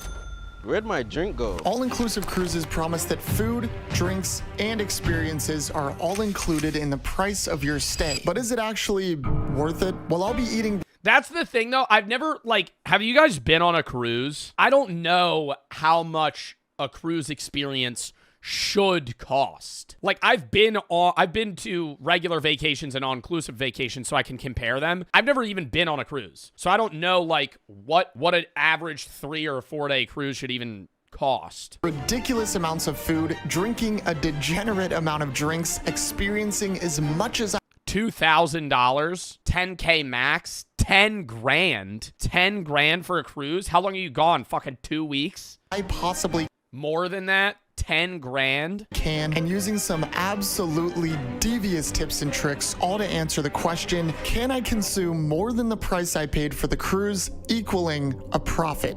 And our journey begins in the beautiful city of Miami. I feel like you have to use it from a consumer standpoint of what the average thing would cost for you, though. And I think he did that last time, and I critiqued it, but I think that's the only way you're ever even able to profit. Because you have to compare, like, a shot of Captain Morgan to how much a shot of Captain Morgan costs. If you're doing it from how much they're buying it in bulk when they get thousands of bottles of wine that cost them $1 a bottle, like you're never winning. That's why this shit works, is because even if like half of the people drink as much as they would actually spend, they're still coming out net up.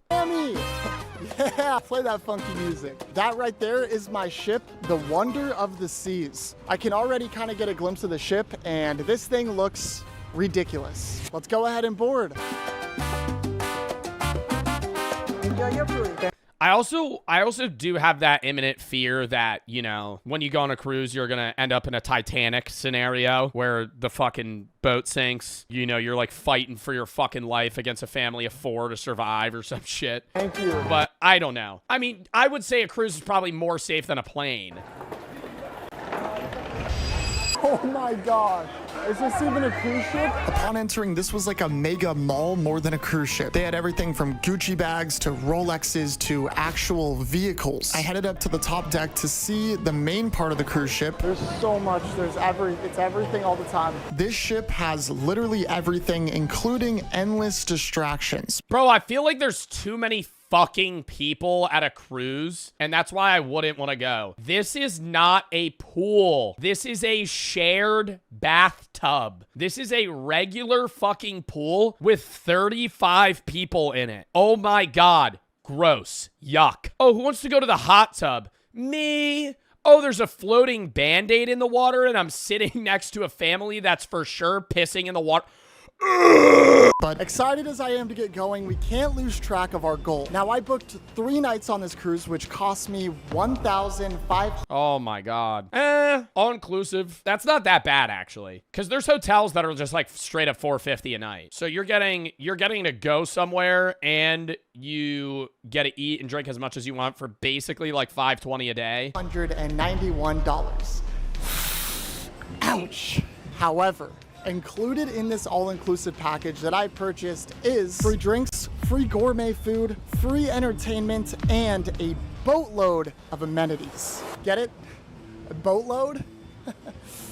I have created the most calculated schedule to take. I love this in the back. Jack, you better go to the bucket. The bucket at a water park. The vibes are to just lay down and forget about it and talk to your friend until out of nowhere you just get fucking waterboarded. Full advantage of all of these things in hopes that I can eat, drink, and experience more than what I paid for this cruise, making us a profit.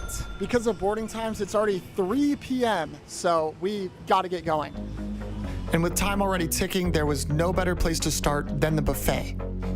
There's a 50-50 poll right now of do you pee in pools, and 49% of my chat is saying yes. Lunch has been acquired. I decided to get a burger, some fries, some mac and cheese, and a slice of watermelon. To drink, I got a coffee and... What is the MSRP on this watermelon slice here, Jack? How are we going to calculate the price of that? 1/50th of a watermelon? What are we fucking marketing that as? That's 5 cents. The best part, a glass of champagne. The first of many. So the way that's gonna be like 30 cents, bro. An entire watermelon's like $10. This is gonna work is I'm gonna assign a value to every item based on what I think is fair. I'm gonna try to be conservative with my estimates, so we'll go ahead and say this. I gotta start a conspiracy on watermelon inflation because a full ass watermelon uncut is like $10, but the second you get pre-cut cubed watermelon, it's like $20 for 1/3 the amount of watermelon. What? I'm paying a motherfucker that much to cut it up for me? That's so... They can't get a machine to do that in an effective manner. Big plate of food here is $14. We'll say the champagne is $12 based on the price of the bottle that I looked up online. And for the coffee, we'll say $2. Your boy's hungry?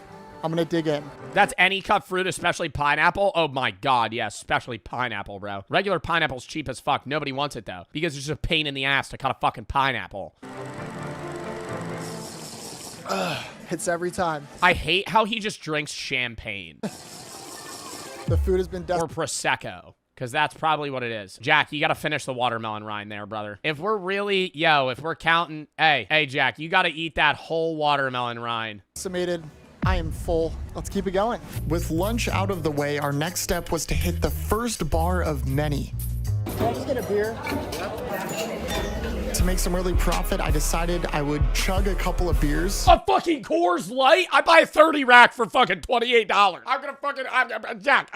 We gotta start immediately taking fucking tequila shots to the fucking dome. A beer? If I'm trying to win my money back, a beer ain't cutting it. Maybe an IPA. I drank those way too fast. Already being 2 beers deep, I thought it might be smart to switch it up with a drink I've never had before. What's it called? Hey, thank you. This is Jack's drink. Hey. It's just filled with laxatives. Yo, just make me something special, bro. I'm having my own. I'm just kind of solo balling this trip right now. Oh, God. I reluctantly chugged my drink when I heard a loud noise from the deck, so I grabbed an ice cream and went to check it out.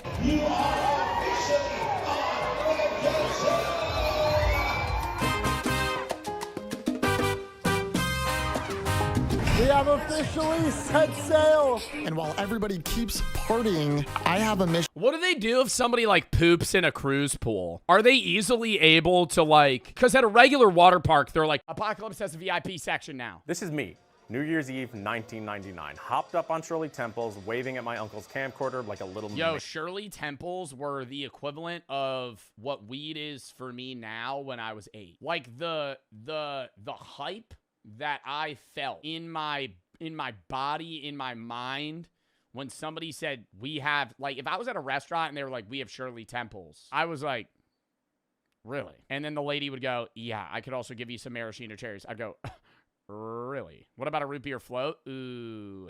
Oh, you said just root beer. No, root beer float, actually. Root beer float was like crack. Maniac. But behind this wholesome family moment, I heard a lot of the adults whispering about Y2K. Y2K. Will the Y2K computer bug bring about Armageddon? Yeah, all the smooth brains. All the smooth brains in 1999. Yeah, dude, the year 2000, all the PCs. What's going to happen? All the computers are going to glitch out. They're not going to know what to do. Flashlights, batteries, sleeping bags were flying off the shelves. The end of the world as we know it. I remember thinking, why are we here if the... I would have felt, well, I mean, I was alive. I wasn't alive for Y2K, but I was alive for the Mayan calendar. If I was older, I would have been a little suspicious about the Mayan calendar, I must say. That would have been, wasn't that 2012? Was when the Mayan calendar ended? The world is supposed to end. It introduced me to a thought I think we've all had. If it really fell apart, what would we even do? What's the plan? Y2K reintroduced a Cold War era prepping mindset to a lot of people. But prepping was... Yeah, and actual, dude, literally, you know what I hate about people that, like, whenever there's a natural disaster coming, everybody just go, natural disaster or, like, threat of doom or war, the first thing people go is, I gotta go buy milk.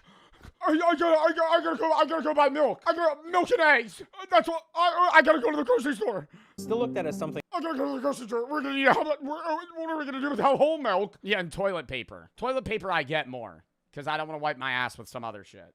But like, bro, I feel like if you're worried about like the apocalypse, you gotta buy shit that's gonna last like 10 years on a shelf. For the fringe. It was niche, conspiratorial, DIY, kind of a punchline. We are facing a communist overthrow. Fast forward to today, and we've been through a lot. Today, 1 in 3 Americans are prepping for some kind of disaster or apocalypse, which is... That's just not, there's just no way that's true. There's just no way that's true. Over 300 million people. Chat, who here's preparing? Who's parents are preparing for the apocalypse? Take it out of somebody. Actually be honest here. One in the chat if your parents are actually preparing for the apocalypse. I know you're not. Why is everybody saying me? What are you guys doing to prepare for the apocalypse? Nothing. Literally nothing. Literally nothing. Buying a can of corn. It's gonna help you. I just think like doomsday prepping is all or nothing. If you're a doomsday prepper and you don't have an actual bunker, why are you prepping? What are you prepping for? We're fucked, right? Because it maybe the apocalypse you're prepping on, like if you think the fucking zombie apocalypse is gonna happen, you don't need a bunker, sure. But like if you're prepping for nuclear war and you don't have a 300-foot deep nuclear bunker, give it a rest, buddy. I'm fucking staring up at the nukes as they come down before I die, you know? I'm not sitting here saying I want that to happen, but what are you prepping for, bro? You're cooked. You're cooked. Unless you live in Iowa, hundreds of miles away from fucking, nuclear warhead center, you're dead, right? Like, what do you mean, oh, I have a whole basement full of non-perishable goods. Yeah, for the fucking rats to eat when you're dead, and the cockroaches, because you're not gonna fucking be here. You're gonna be incinerated. What is now an $11 billion industry. I'll hide in a fridge. Myth. I know it's in the Fallout show, and that's how the one guy survives a nuke. Not true.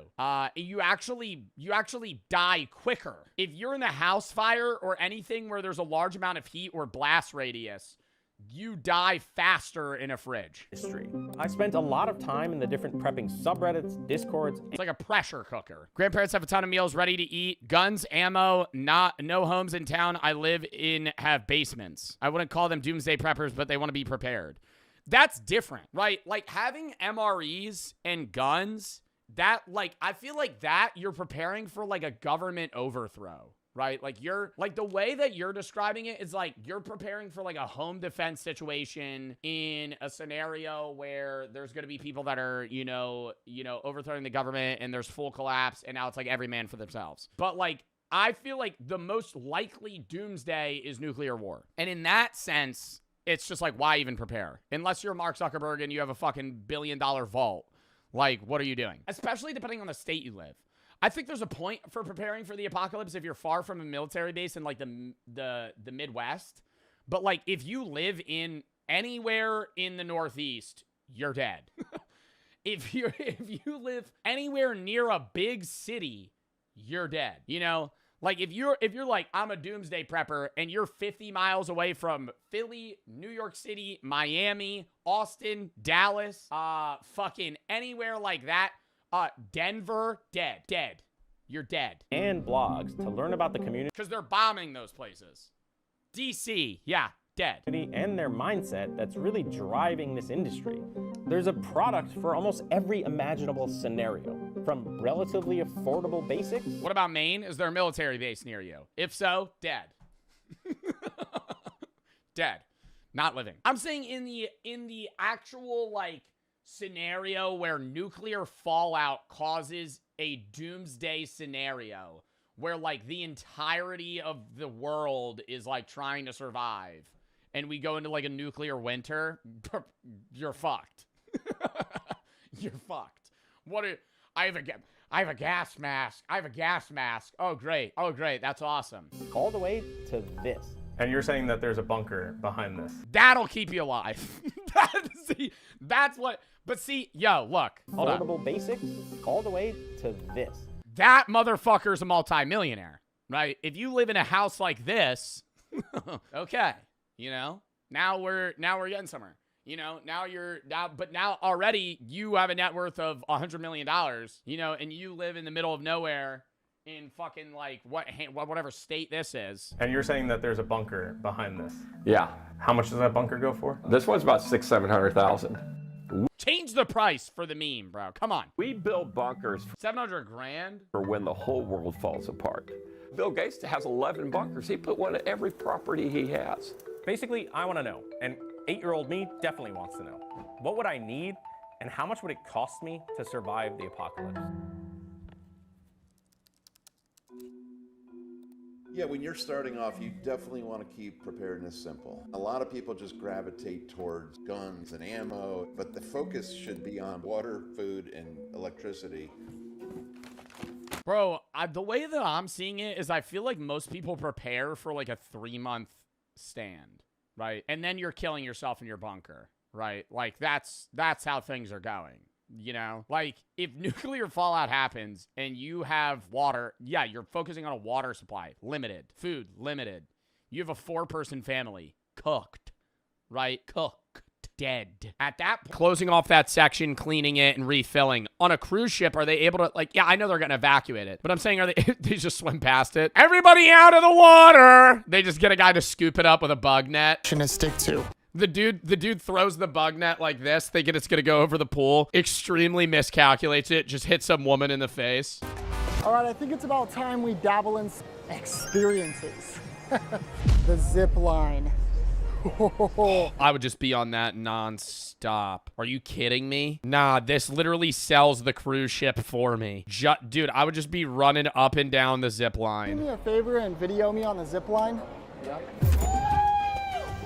Oh, it's not a pool zip line?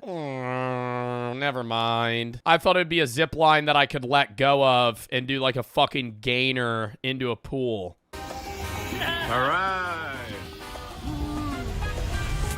That was a blast. Let's keep profiting, baby. Oh, look. There's the bar. Just so happens to be right here. Could I get 3 glasses of champagne? 3 glasses of champagne. Bro, your stomach is like fucking Chernobyl 3 minutes before it fucking blew up. Bottoms up. Ew.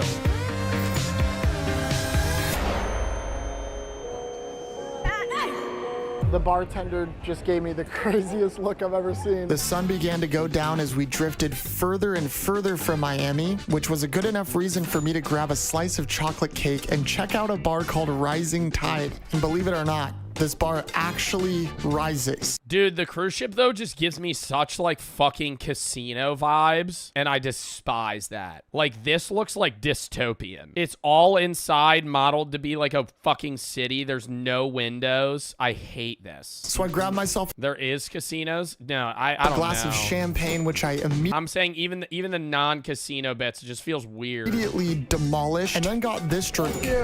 I just saw him put, like, 3 shots in this puppy. Well, guys, they asked if I was okay in the head, and they brought me a water. Which was actually perfect because I knew this water would later come in handy. I would say I'm the drunkest person here, but look what I'm looking at. Yeah! Hey! Anyways, I have a dinner reservation to get to. Oh my God. Can I say the type of people, like, I think there's people that go on regular all-inclusives, and then there's cruise ship people. Like, you are a cruise guy. Or, like, there's people that enjoy cruises, and they only do cruises. And that's it. They still travel, and they're not taking the same cruise over and over. But they'll be like, oh, we're going to these 4 countries on a cruise. They won't just go to the country. Gosh. Very nice. Very nice. Thank you. Oh my God, I'm sorry, I'm sick. Immediately started out with a fresh basket of bread, but I had much bigger things in mind. I'm gonna skip over all of the cheap stuff, and I'm gonna order the most expensive things they have, which looks to be the New York strip steak. Could I start with the Caesar salad? New York strip, dark chocolate custard, peanut butter caramel bar, key lime pie. Oh, you like I love dessert. I love. Bro, I was just having this conversation with Brooke, and it made me fucking remember it just now. How many entrees do you think you would have to order at an all-inclusive, not all-inclusive, at a regular restaurant before they deny you? Like, okay, no, this is better. I gotta pan out the scenario. You walk into a Chili's. You sit down alone. How many entrees do you have to order by yourself until they say no more or ask for you to put a card on file? 10. I think they're letting you order 4 at a time. I think if I sat down alone, I'm not like, yeah, let me get the steak, the pasta, the fajitas, the ribeye, the ribs. Like, they would be like, whatever they're able to put on a table. They'd be like, all at once. I think they're letting you do 4 or 5. I think in general, I think you're getting like 8, 9, and they're going to be like, sir, this is a lot of food. Oh, 6 or 7? Oh, 6 or 7. Amazing. Thank you so much. My side quest is to find the best item on this cruise, and so far, that pineapple cocktail is easily #1. We'll see which item ends up coming out on top by the end of this video. I hope you guys, watch to the end to see what He's also unbearably close to this other fucking duo here. I hate restaurants like this. I have the take, and I know it's like close and personal, and it's different types of like cultures and vibes. I firmly have the take that at most, not all, most restaurants, if I'm able to reach over sitting and touch the person to my right or left, I am too close to them. If I can vividly listen and eavesdrop to their entire conversation, I'm way too close to them. I'm way too fucking close. Cocktail is easily #1. We'll see which item ends up coming out Booths don't count? No, booths because you're facing opposite directions. on top by the end of this video. I hope you guys, watch till the end to see what happens. Which is, yeah, I learned that from Mr. Beast. First up, we got a Caesar salad. It's amazing. Absolute cinema. 1 hour later, my dinner is finally here. Got myself an hour New York strip steak. I'm gonna demolish this. But first, what's the longest y'all have ever waited for food? I think there was one time I waited like an hour and a half. Like after ordering an hour and a half. I think if it's over an hour, I'm walking out. I'm like, never mind. I get there being packed restaurants, but if I order at like say 4:30 and I don't get my food till like 5:45, they've done a very bad job. And I understand it might be packed. It's just like, that's a customer service level of thing. It's different if it's like you order your food, you order all of your food, you get your apps 30 minutes after, and then you eat and another 45 you get your food. That's fine. But if it's like raw dog, no food for an hour and a half, that's horrible. That is genuine. Like, what are they doing? let's try their red wine. Oh, the more drinks that I try, the more I realize I do not like alcohol. Kind of unfortunate because for the next few days, that's pretty much my main source of hydration. Let's try the steak. That is gas.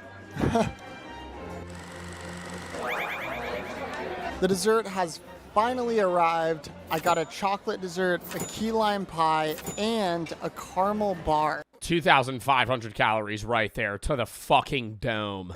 I'm gonna a day's worth of food and 3 small desserts. Dig in. I finished all 3 desserts. This coffee is gonna keep me going for the night ahead of us. That's right. Coffee's gonna give them liquid shits in about 4 hours. We're just getting started. At one point, you gotta make the tough decision.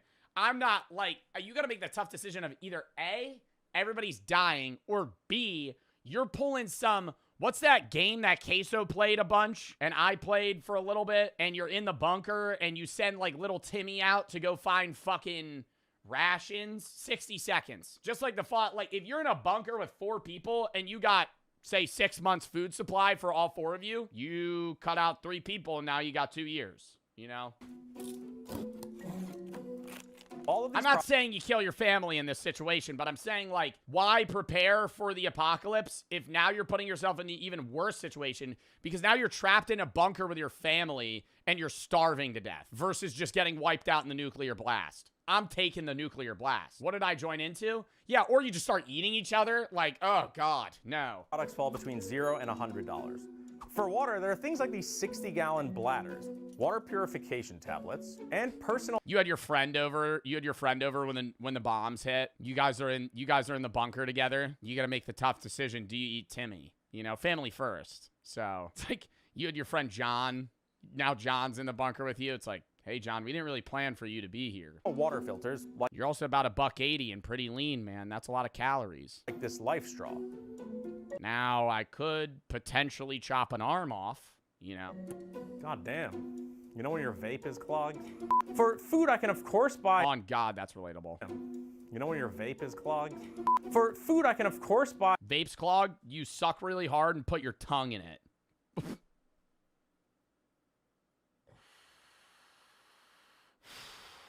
Just press play. We're going to move on. Buy big bags of rice, beans, grains, or other foods with a long shelf life. But we're sticking to products made specifically. that out of context, bro. That's actually what you do, though, to unclog it. For disaster preparedness. And that means emergency food buckets. Okay, I feel entirely misled by ReadyWise and the marketing of this food bucket. The packaging says just add water. Bring to a boil, stirring often, and simmer for 15 to 20 minutes. Yo, and you know that shit is straight gruel. Gruel. Have you ever seen the videos where people actually review these? I mean, I did an MRE video. That was different because that's like for military meals. These ones are meant to be like non-perishable for like 50, 100 years or some shit. I think it says 25-year shelf life. That's, yeah, up to 25 years right there. these ones are like so much worse than MREs. Like if regular food's a 10, MREs are a 7. These are like a 2. So let's look at this. Like it's actually just fucking it's literally just sustenance. It's just calories. The lens of a apocalypse. How am I boiling water for 15 to 20 minutes? Now I have to build a fire in my backyard. I think this is the perfect example of... Or in a bunker. Now you're building a fire in an open bunker because you don't have electricity. Misleading marketing in the doomsday prepping industry. Could you eat it dry? Like you have like ramen, but like no water to like cook it in? This is what we're living off of during the apocalypse. Powdered milk, orange drink mix, and vanilla pudding. Ready-wise, count your days, motherfuckers. Outside of food and water, there are a few other basic prep items you'll find in this price range. A solar rechargeable flashlight, an emergency radio with NOAA weather alerts, there's a reusable respirator, and a magnesium fire starter. So far, this is how much I've spent. There are also survival kits you can buy in this $0 to $100 price range. This one has a lot of the things we just went through with some... What are we prepping for? A fucking an expedition reset? Like, I don't understand. Like, all infrastructure to be wiped off the earth. Now I'm going chopping down trees again? Brother, what's happening? There's still stuff, like, what are we preparing for? I don't understand. A respirator? It was The Last of Us? Additional stuff.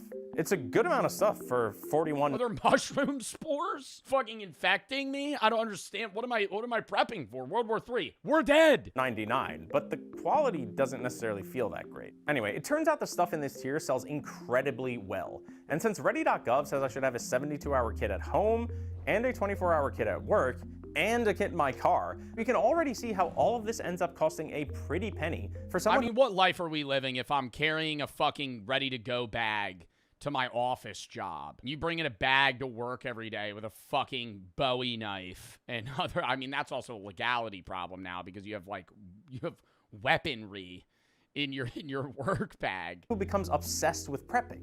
And we're at the low price tier.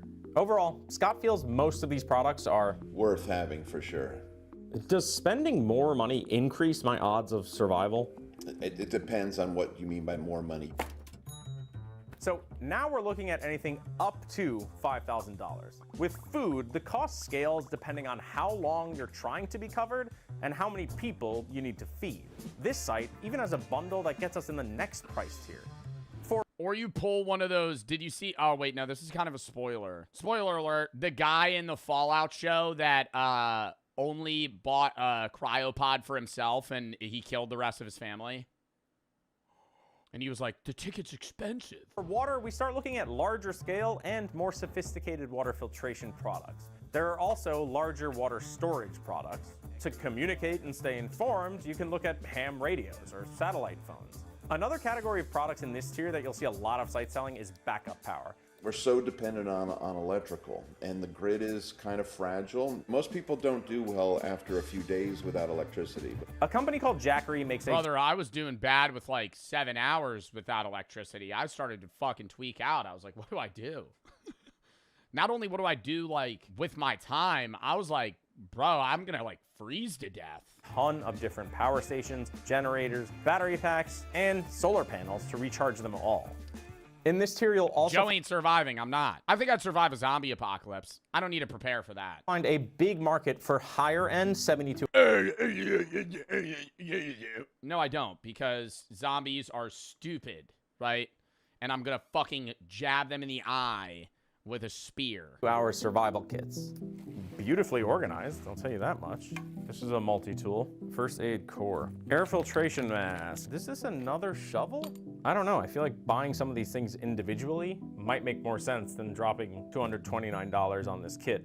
When I bring up my 72-hour kit to Scott, it becomes clear that I'm thinking like a beginner, just gravitating towards a simple one-size-fits-all solution that's been really well packaged and marketed. I do not like the pre-made kits. I think people should build their own. I believe the 72 hours is a few years ago. It's really a week.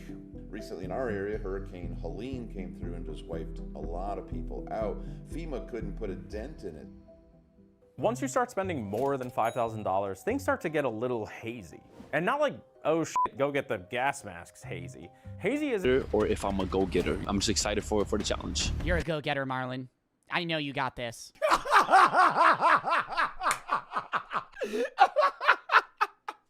This guy, dude, I hope they interview this guy like every other fucking minute, man. That is funny as shit. He's just direct eye contact. We're going to see how Zane's doing. It's where, dude, they get their hands tied behind their back. If I know what it is, I think I've seen it. They get their hands tied behind their back, and they float down, and their legs are tied together too, I think. And they have to like jump and then breathe and then float back down and then jump and breathe and float back down. Restaurant, you're going to start slipping fucking New York strips into your pocket. The maids for these trash bags, and we're going to use this trash bag to get a few more steaks. I'm going to have to do this a little bit secret. Bro, secretively, you're going to have to space him out by like 20 minutes too. Really? Because there's a lot of workers around me. I guess you could say the stakes are high. Now's my chance.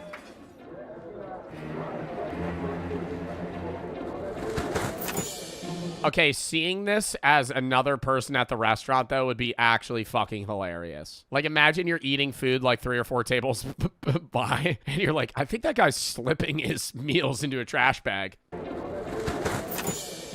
I don't think anyone saw me. We have 1 steak in the bag. I got 1 more steak. Even as a worker? Yeah, I don't think they're going to say anything. Chad, if you work here, are you going to fucking say something? You know how weird that fucking interaction would be? Sir, we're not allowed to give you more New York strips. I saw you putting it into a Glad trash bag. Do this. Oh my god. My god, I think it just fell on the floor. Steak. Oh my god. Uh-oh. Oh my god. Oh my god, it got all over his bag. Fuck. Oh my gosh. Oh my god, it's all over my backpack.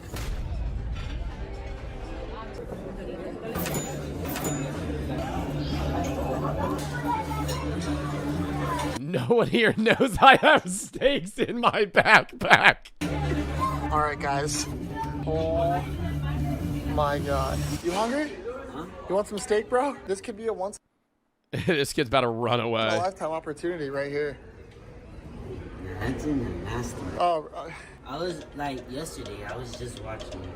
Oh, you watch me? Oh my god, he knows who Jack is. Oh wow, this is embarrassing. I didn't know. Can I get a fishy? Of course, bro. Can I put the steak in it? Let's go. No. Sorry. All right. Let's go. Hey, nice to meet you. Well, guys, it's time for the legendary bar crawl. 1 man, a ridiculous amount of bars, and a degenerate amount of drinks. Depending on how many drinks I could consume tonight, could determine the outcome of this entire video. You guys are $200 left. Do you think he's getting that much down in 1 bar crawl? truly witnessing history happen. I mean, it's not important history, but it's history. You know what I mean? Let's get it, baby.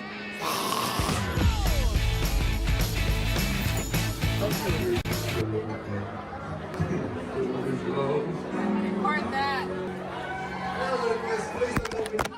Wow, you just knocked my phone out of my hand. Wow, Why? a little stronger. Hold your phone. Oh. Oh my god, you're so funny. Oh my god, is that a vodka Red Bull? Just a gal's night out? What are you guys doing later? Nothing? Oh. Oh, that's nice. Nice. Wow, you're getting on your... Oh, she's pissed drunk. All right, guys. Really good energy here at bar number 1. It's going great. Cheers. I don't know. Yeah, he's really creeping on you right now. Yeah, that's why he's hovering. Not like he was ordering a drink at the bar. Yeah, no, he's definitely being a perv here. Apparently I'm a pervert. Have a good night. Oh my god.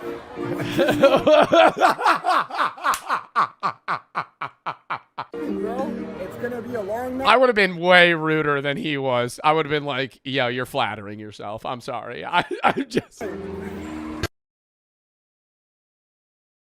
Oh, he could have been such an asshole right there.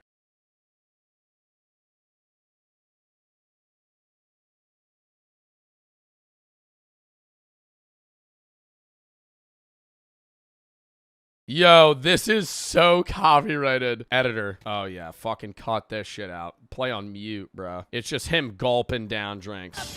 Wow, that is the entire song still playing. Holy fuck. I want to say, drink responsibly. Don't do this. This is stupid. With that being said, let's keep going.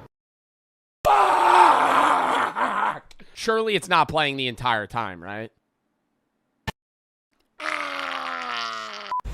Well, oh, he ate an entire pizza? I didn't want it to come down to this, but here we are. Behind me is the casino. Ooh. Minus $200. This goes, God, okay. Oh, he's fucking hammered. There's no shot he's going to make right decisions in this casino. I'm going to put the remaining He has to, yeah, he has to go on roulette. He's not going to be able to play like a card game. $224 on this cruise card. The way I do this is I always put it in the hands of a stranger. Oh my gosh, bro. I am so nervous right now. I'm putting all my money on black or red. What do you think I should do? Always go black. The last I like that. I like that. I like that. time I trusted a stranger, I lost. You're gonna win. It always comes down to the wire, and I always lose. But tonight, nah, red. No, you always go black. If you're doing one bet, you go black. Let's change that. Wish me luck. You gotta stick with one. And it's not even because you have a higher odds. It's like, if you always have one in your head, it makes it a lot easier, because if you start switching, then you're gonna keep being like, oh, I should have stayed. Oh, I should have done this. Just always bet on the same fucking color.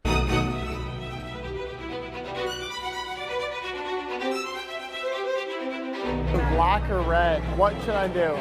Black. What should I do? Black or red? Black. You're wearing Bro, I mean, at this point, you have to. 3 people in a row. black. It's like it's meant to be. 3 people in a row. Black. Here we go. Oh my gosh. Could I put $224 on black? Okay, you're probably gonna have to do $225. I don't think they're gonna allow you to put $4 on black. Oh my gosh. Let's go. Let's do it. No, black. Yep, black. Come on. Come on. Come on. Come on. Please. Please. Please. Oh my God. It's so slow. Oh! Oh my God. Oh my God. Let it ride! Let it ride! Just full fucking change of emotions. Lets it ride, doubles it down, bro. That'd be $1,000. Misses. Oh no! I won! Oh my God! Oh my gosh, bro! 1, 2, 3, 4, and 500. Thank you. We just profited. I would not leave. That's what my problem is. If I had won that, oh my God, I'm letting it ride. There's no shot, because the thought in my brain is, I'm up right now, but if I let it hit again, I have $1,000 versus me walking out like up 224, up 225. From an all-inclusive, I think he actually ended up doing 250 cruise, because he has 500 there. I can't believe it. Thank you guys. Joe Bartolozzi memes explained in 4 minutes. How niche do you think we're going to get here? I think it's going to be very surface level stuff. I think it's going to be like the possum meme. I've been in the hills. Fucking what else? Beaver moment, maybe? Like, yeah, beaver moment for sure. Lenovo laptop. I don't even know if that counts as a meme though. That was just from a random Mr. Beast video where he just kept shouting out the fucking Lenovo gaming laptop powered by an Intel Core CPU. Dead possum. The joke originated about a... Oh, this motherfucker made it like AI. 6'7". That's not even a Joe Bartolozzi meme. That's just a meme in general. Bob. Dead possum. The joke originated about a year ago. Bro. Bartolozzi, you should have paid a Fiverr guy $5 to... I would have fucking voice acted this for you. When Joe was yapping about being at a nightclub with friends and said he would pull out the dead possum to throw. It's possible he said this because of his previous rant about dead possums on the side of the road. He used... No, the dead possum meme originated when me and my friends had an idea to cover one of my friends in deer piss at a nightclub and see how long it would take for him to get kicked out from smelling bad. I know it's LAI, chat, but I still want to watch it. But yeah, it originally, the plan was that we were all going to go into a nightclub, and then and my friend would have a diner ketchup bottle full of like deer piss, which smells really bad.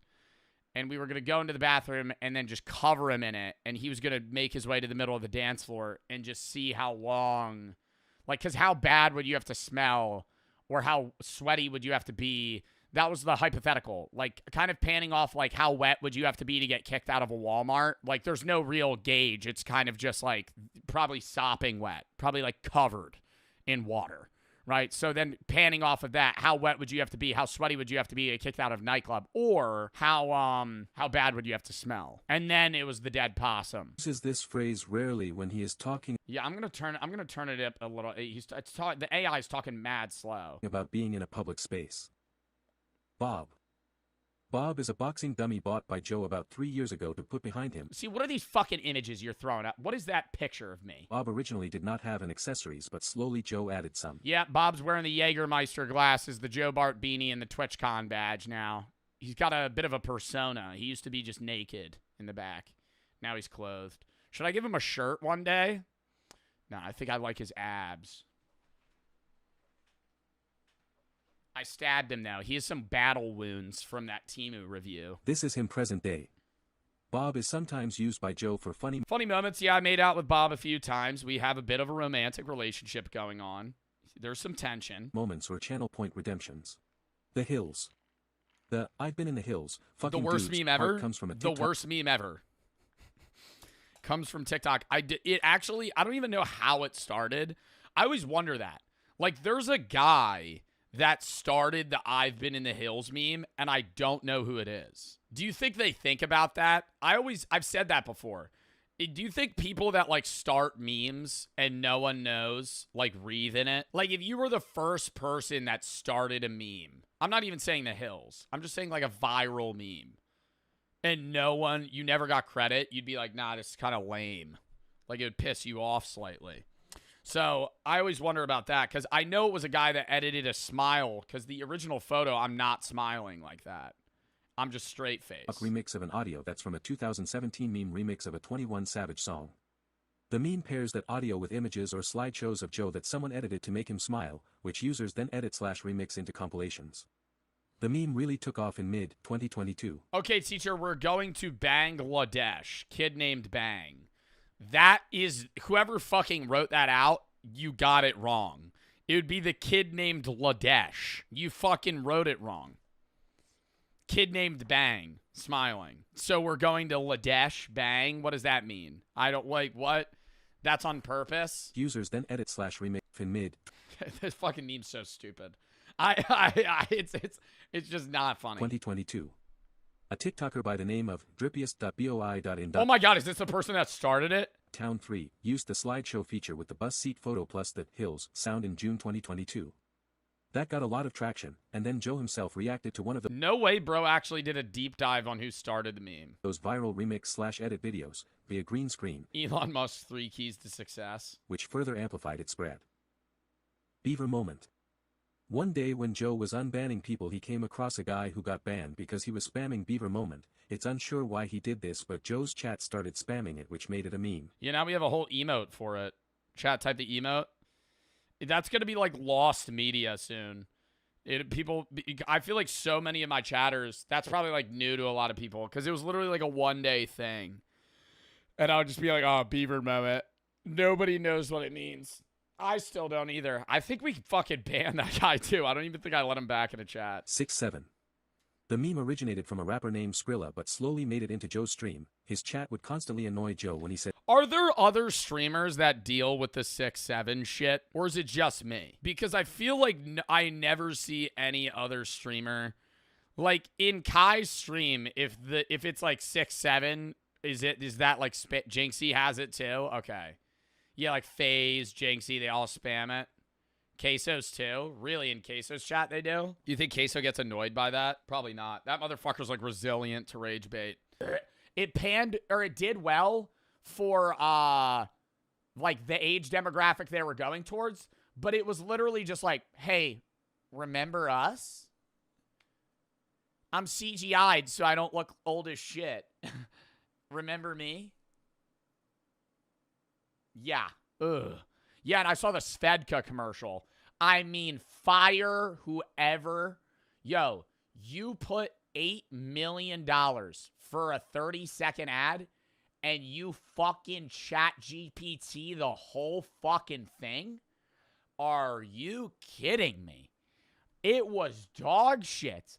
I saw that, and dude, I ended up going on Svedka's account before, and they were marketing that for weeks before. I gotta show you all the ad.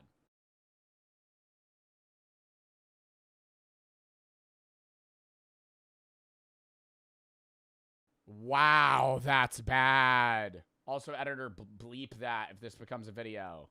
But wow, that's bad. And then he drinks it, and it, like, goes down, like, his, like, robot torso.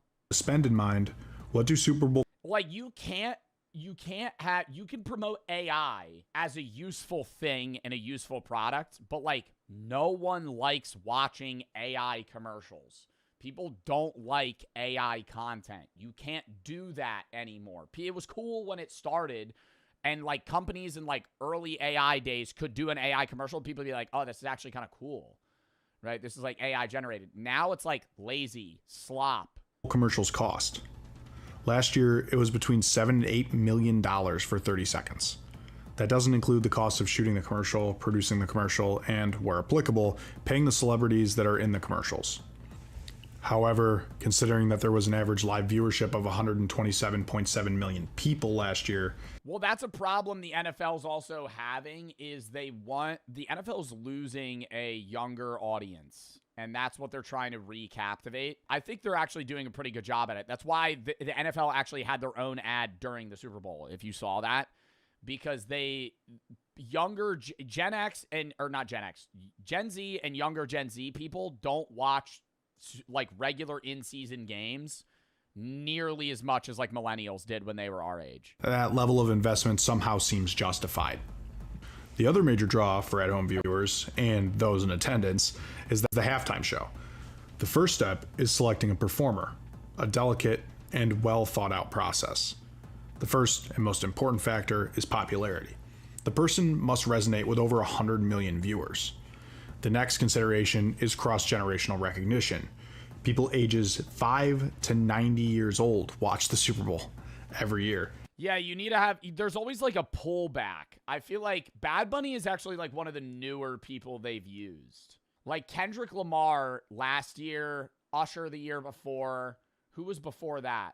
Like, those two, like, Kendrick obviously still makes music, but, like, Kendrick is known even to, like, people in their 40s because he was making music in the early 2000s. Yeah, then Rihanna. Like, I think the best, I don't want to say Bad Bunny was a bad pick because he wasn't. I thought he did a great job, and he's obviously one of the most popular people. And I think they also picked Bad Bunny very intelligently to try and pull in general or generic viewers, right? Like, Bad Bunny being the halftime Super Bowl performer probably roped in an audience that normally wouldn't watch the Super Bowl. And then also people that know him, because it's like his audience is also just very worldwide. I'm surprised, though, that they picked somebody so new, because, like, old people don't know who Bad Bunny is, which is probably part of the reason they were complaining, outside of them just being like, he speaks Spanish. I speak Spanish, right? Like, people just complaining about that for some fucking reason. Like, you don't listen to Spanish songs, right? Like, everybody listens to fucking foreign music time and time again.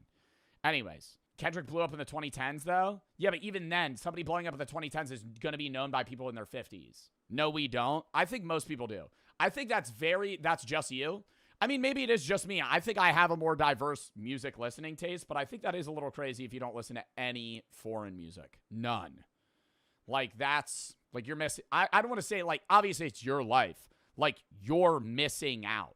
Right? Like, I'm letting you know. It doesn't matter if you don't understand what they're saying. You can still enjoy foreign music. I don't. Yes, you did. And here's an example that broke everything Gangnam Style, you stupid fuck. Because you listened to Gangnam Style, and I know you did. You were probably 5 when you heard it, or maybe you're older and you were 15, 20, who knows. Everybody and their fucking mother listened to Gangnam Style. And that was a fucking foreign song. So to say that you've never listened, Despacito, bitch, you listened to that 3 summers ago. And I know you did. I know you fucking turned that shit up if you heard it on the radio. You heard Despacito, and you went, that shit's heat. Now it's turn that bitch off because that shit's overplayed as fuck and it sounds like ass now. Despacito's terrible. I would never want to listen to that song now. 3 years ago, though, fire. And guess what? 6 years from now, Despacito's going to be heat again because it's the 10-year effect. 2026 back to 2016.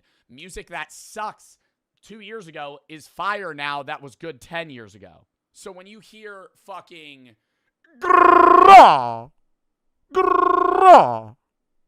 You go, Panda. You hear Panda, Panda, Panda. And you go, maybe that song wasn't that bad. 3 months from now, it's going to be ass again, right? But there's a good span. It's like that Minecraft week phase, but it's longer span. I'm really rambling. The edible's kicking in. Sorry. The person performing should be recognized by the large majority. And, of course, if the person is internationally recognized, that is a huge plus as well. After sifting through dozens of options, a performer is selected 3 to 6 months in advance. Then like, who would be another really good Super Bowl performer? Somebody with worldwide, The Weeknd. But didn't he already do the Super Bowl? When was that? 2021? 2021 he did. I don't know. Pitbull would be really good worldwide and just also known. And that's what I'm saying. Nobody would complain if Pitbull did the Super Bowl, bro. I'm not gonna try and rant right now. Who would be another one? I mean, like, if you're going rock, you could do like Radiohead. Like, I feel like people would all know Radiohead or Creed. Radiohead, Creed. If you're going like vibe shit, who would also be good? Rihanna. I mean, I feel like they use everybody that's really good. Britney Spears. I could so see Britney Spears in like a year. the performance is... Even country you could do. The problem is, like, country Super Bowl shows are boring because you can't really do like most people are going to go with like hip hop, rap, pop because it's always going to captivate a larger audience. Like, I'm not saying country music's bad. It's not. It's just like a country performance is going to be a lot less TV pizzazz than like a hip hop show would be. You know, it's just going to be some guy with a guitar just, and I wanted to go down. Like, it's going to be good, but it's not like a show. It's just a good song. No different than a regular halftime performance. Like, halftime shows now feel like music videos. 10 years ago, it was just a concert, right? But now, like, a halftime show, that's what I'm saying. It's like TV shit, bro. Like, it's all like, hey, we need this to be a big thing that people talk about. Still has tight time constraints, and the show typically runs about 13 minutes. And then I go underwater. Oh, you really want to be, like, heavy muscle for this. I feel like that's the cheat code. It's a little unfair if you have more body fat, because then you don't sink as quick. Like, if you have no body fat and you're heavy, like the guy, like, dude, the fucking Austin Alexander, the guy that made this video, got a sub, by the way, WVid. The guy that made this vid, he's probably looks like he's like 220. I feel like he's going to sink, and then he just rips all the way up. It go, and then just sink back down. It's not natural. Oh, you think exhale on the way down. Feeling to be tied up. That's a little scary, though. Fun? Yeah, dude. Whenever I'm in a pool, I would love to sit at the bottom, but I can't because I'm floating. Like, if there's ever a heavy object I could hold, like, there was one time I went in a pool with a cinder block, and I just sat on the, it's fun. Do you just sit on the bottom? Just look around. Think this is what it's like to be a fish. Sit-ups are easy as shit. Motherfuckers, dude. I remember I would get so mad because a real sit-up or the postseason, but still. And then the show really starts. To showcase the spectacle for those not in attendance, a broadcast is needed, of course. I will say, I think that they are getting more and more geared towards TV viewers than stadium viewers. And I think they have to kind of get a mix in between there. Like, Bad Bunny's halftime show, I really liked, but it was clearly made for TV, right? Similar to, you know, last year's or any of the years before. Like, most people say, like, Rihanna, I think, had one that was, like, really good for, like, the in-audience and TV people. But it's, like, all of it's around TV-focused TV stuff. So it's, like, they do, like, fan shit. But, like, if I'm being honest, outside of the halftime show, the Super Bowl felt like any regular season game. Obviously, there's more shit on the line, so it's more hype, but there's no different feeling.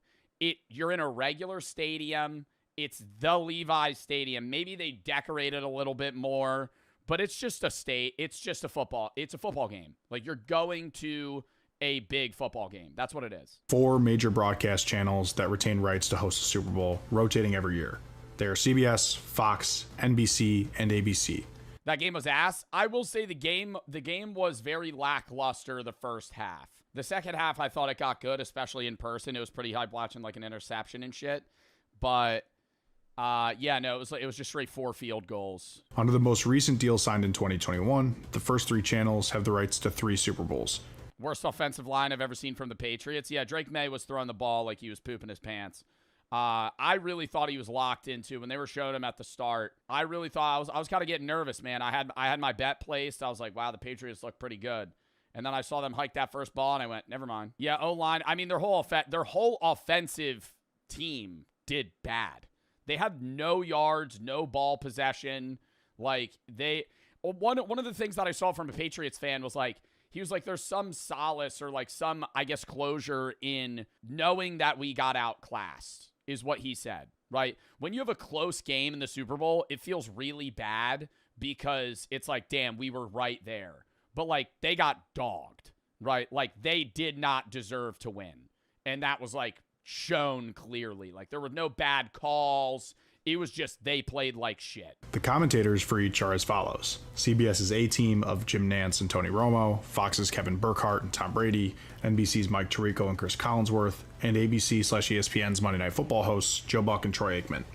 This year, we will get an extra dose of Tirico and Collinsworth, as it's NBC's Super Bowl to host. To make the broadcast happen, the hosts need cameras, and a lot of them. In last year's Super Bowl, Fox used well over 100. Bro, did they show like fan clips with you guys on the TV version? Like, not in person. Were they panning to the fans a bunch? They have like 100 cameras at all times.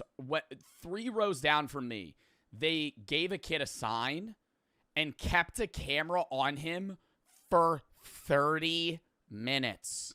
And he's just holding the sign, watching the game, waiting for it to cut to him. Never cut to him. And I saw the same shit, like, sprinkled around the crowd. Like, every section, they had a camera guy, like, panning between. They were showing a kid that was a Patriots fan and a kid that was a Seahawks fan. Kid that was a Patriots fan, kid that was a Seahawks fan. Never showed either of them on the screen. Like, they deadass. Like, you would think that they have, like, 4 guys that are just, like, kind of running around the stadium just showcasing a few people. No, they have, like, somebody every section. They have somebody all over the stadium, and they're only showing, like, 5% of the people they have cameras on. 100 cameras. And Sony added. Why were they recording them? They're waiting for what they were doing was waiting for something to happen, right? And because nothing happened, they never showed him. Because I think the kid had a Patriots uniform on. And so every time the ball went to the Patriots, they put the camera on the kid with the Patriots uniform. And they were waiting for the Patriots to score. And then I think they were going to pan to him. But they never scored. They were just never scoring. At least when he was there. So they just left. And so he just stood there. An additional 250. 6,000 plus credentialed media members are at the Super Bowl. And while not all of them are operating cameras or microphones, many of them are. They're going to take a look at that. They are the unsung heroes of the production. That fat ass camera. That's what it was. But I don't know. I don't think it was Fox. It was that big. There was guys with like shoulder cameras just walking around the stadium. That's what was really different. Like when I've gone to other football games, they have those guys, but not near. They had so many people. They capture all of the important moments we see throughout the game and everything that fans tune in for, outside of those just watching for the halftime show and commercials. Speaking of which, another major draw to the Super Bowl are the commercials, which for many people are more entertaining than the Super Bowl itself. Throughout the duration of the broadcast, anywhere from 80 to 90 commercials are aired. 50 to 60 companies run these commercials, and while recent estimates aren't available, it was reported that 56 different companies ran commercials in 2022. Last year, Anheuser-Busch had the most run time, with over 3 minutes. That was 30 seconds more than what they had spent. Yeah, 3 minutes too. That probably, in 2022, that still probably cost a shitload. I think this year it was what, like, how much was a second? I think it's $300K a second. It gets more expensive every year. An average of 8 million for a 30-second spot. 2025, some spots sold for over 10 million. So it depends on the spot. I'm assuming certain parts of the game are more valuable. And it's harder, too, for companies. And you never think about it. But they have to market towards how drunk people are getting. Because, like, the average Super Bowl viewer, not only is the Super Bowl encompassing people that are, like, 4 years old to, like, 100. But it's also, like, the average viewer is hammered. So you have to, like, somehow captivate their view and also assume when you want to have your... Do you want your ad shown when they're more sober or more drunk? You know? Are they going to be paying attention or are they going to be, you know, kind of tapping out? You know? Because near the end of the game, people are really locked in if it's close, but you also have to guess if it's not a close game, people might actually just turn it off. There's so many, like, things involved. In 2024. With this, it's why they try to make them funny. It's why they try to make them funny. You gotta have a short, sweet, to the point, and you're done, right? Every time, dude. And I just this year's marketing was towards like older millennials because they were just like panning the nostalgia. I was watching a whole video on the ads because I couldn't see the ads myself because I was at the game, and I just always like knowing like what they're trying to market. What I'll say, Pepsi ad was good. Michelob Ultra ad was good. The Dunkin' commercial, vomit, throw up.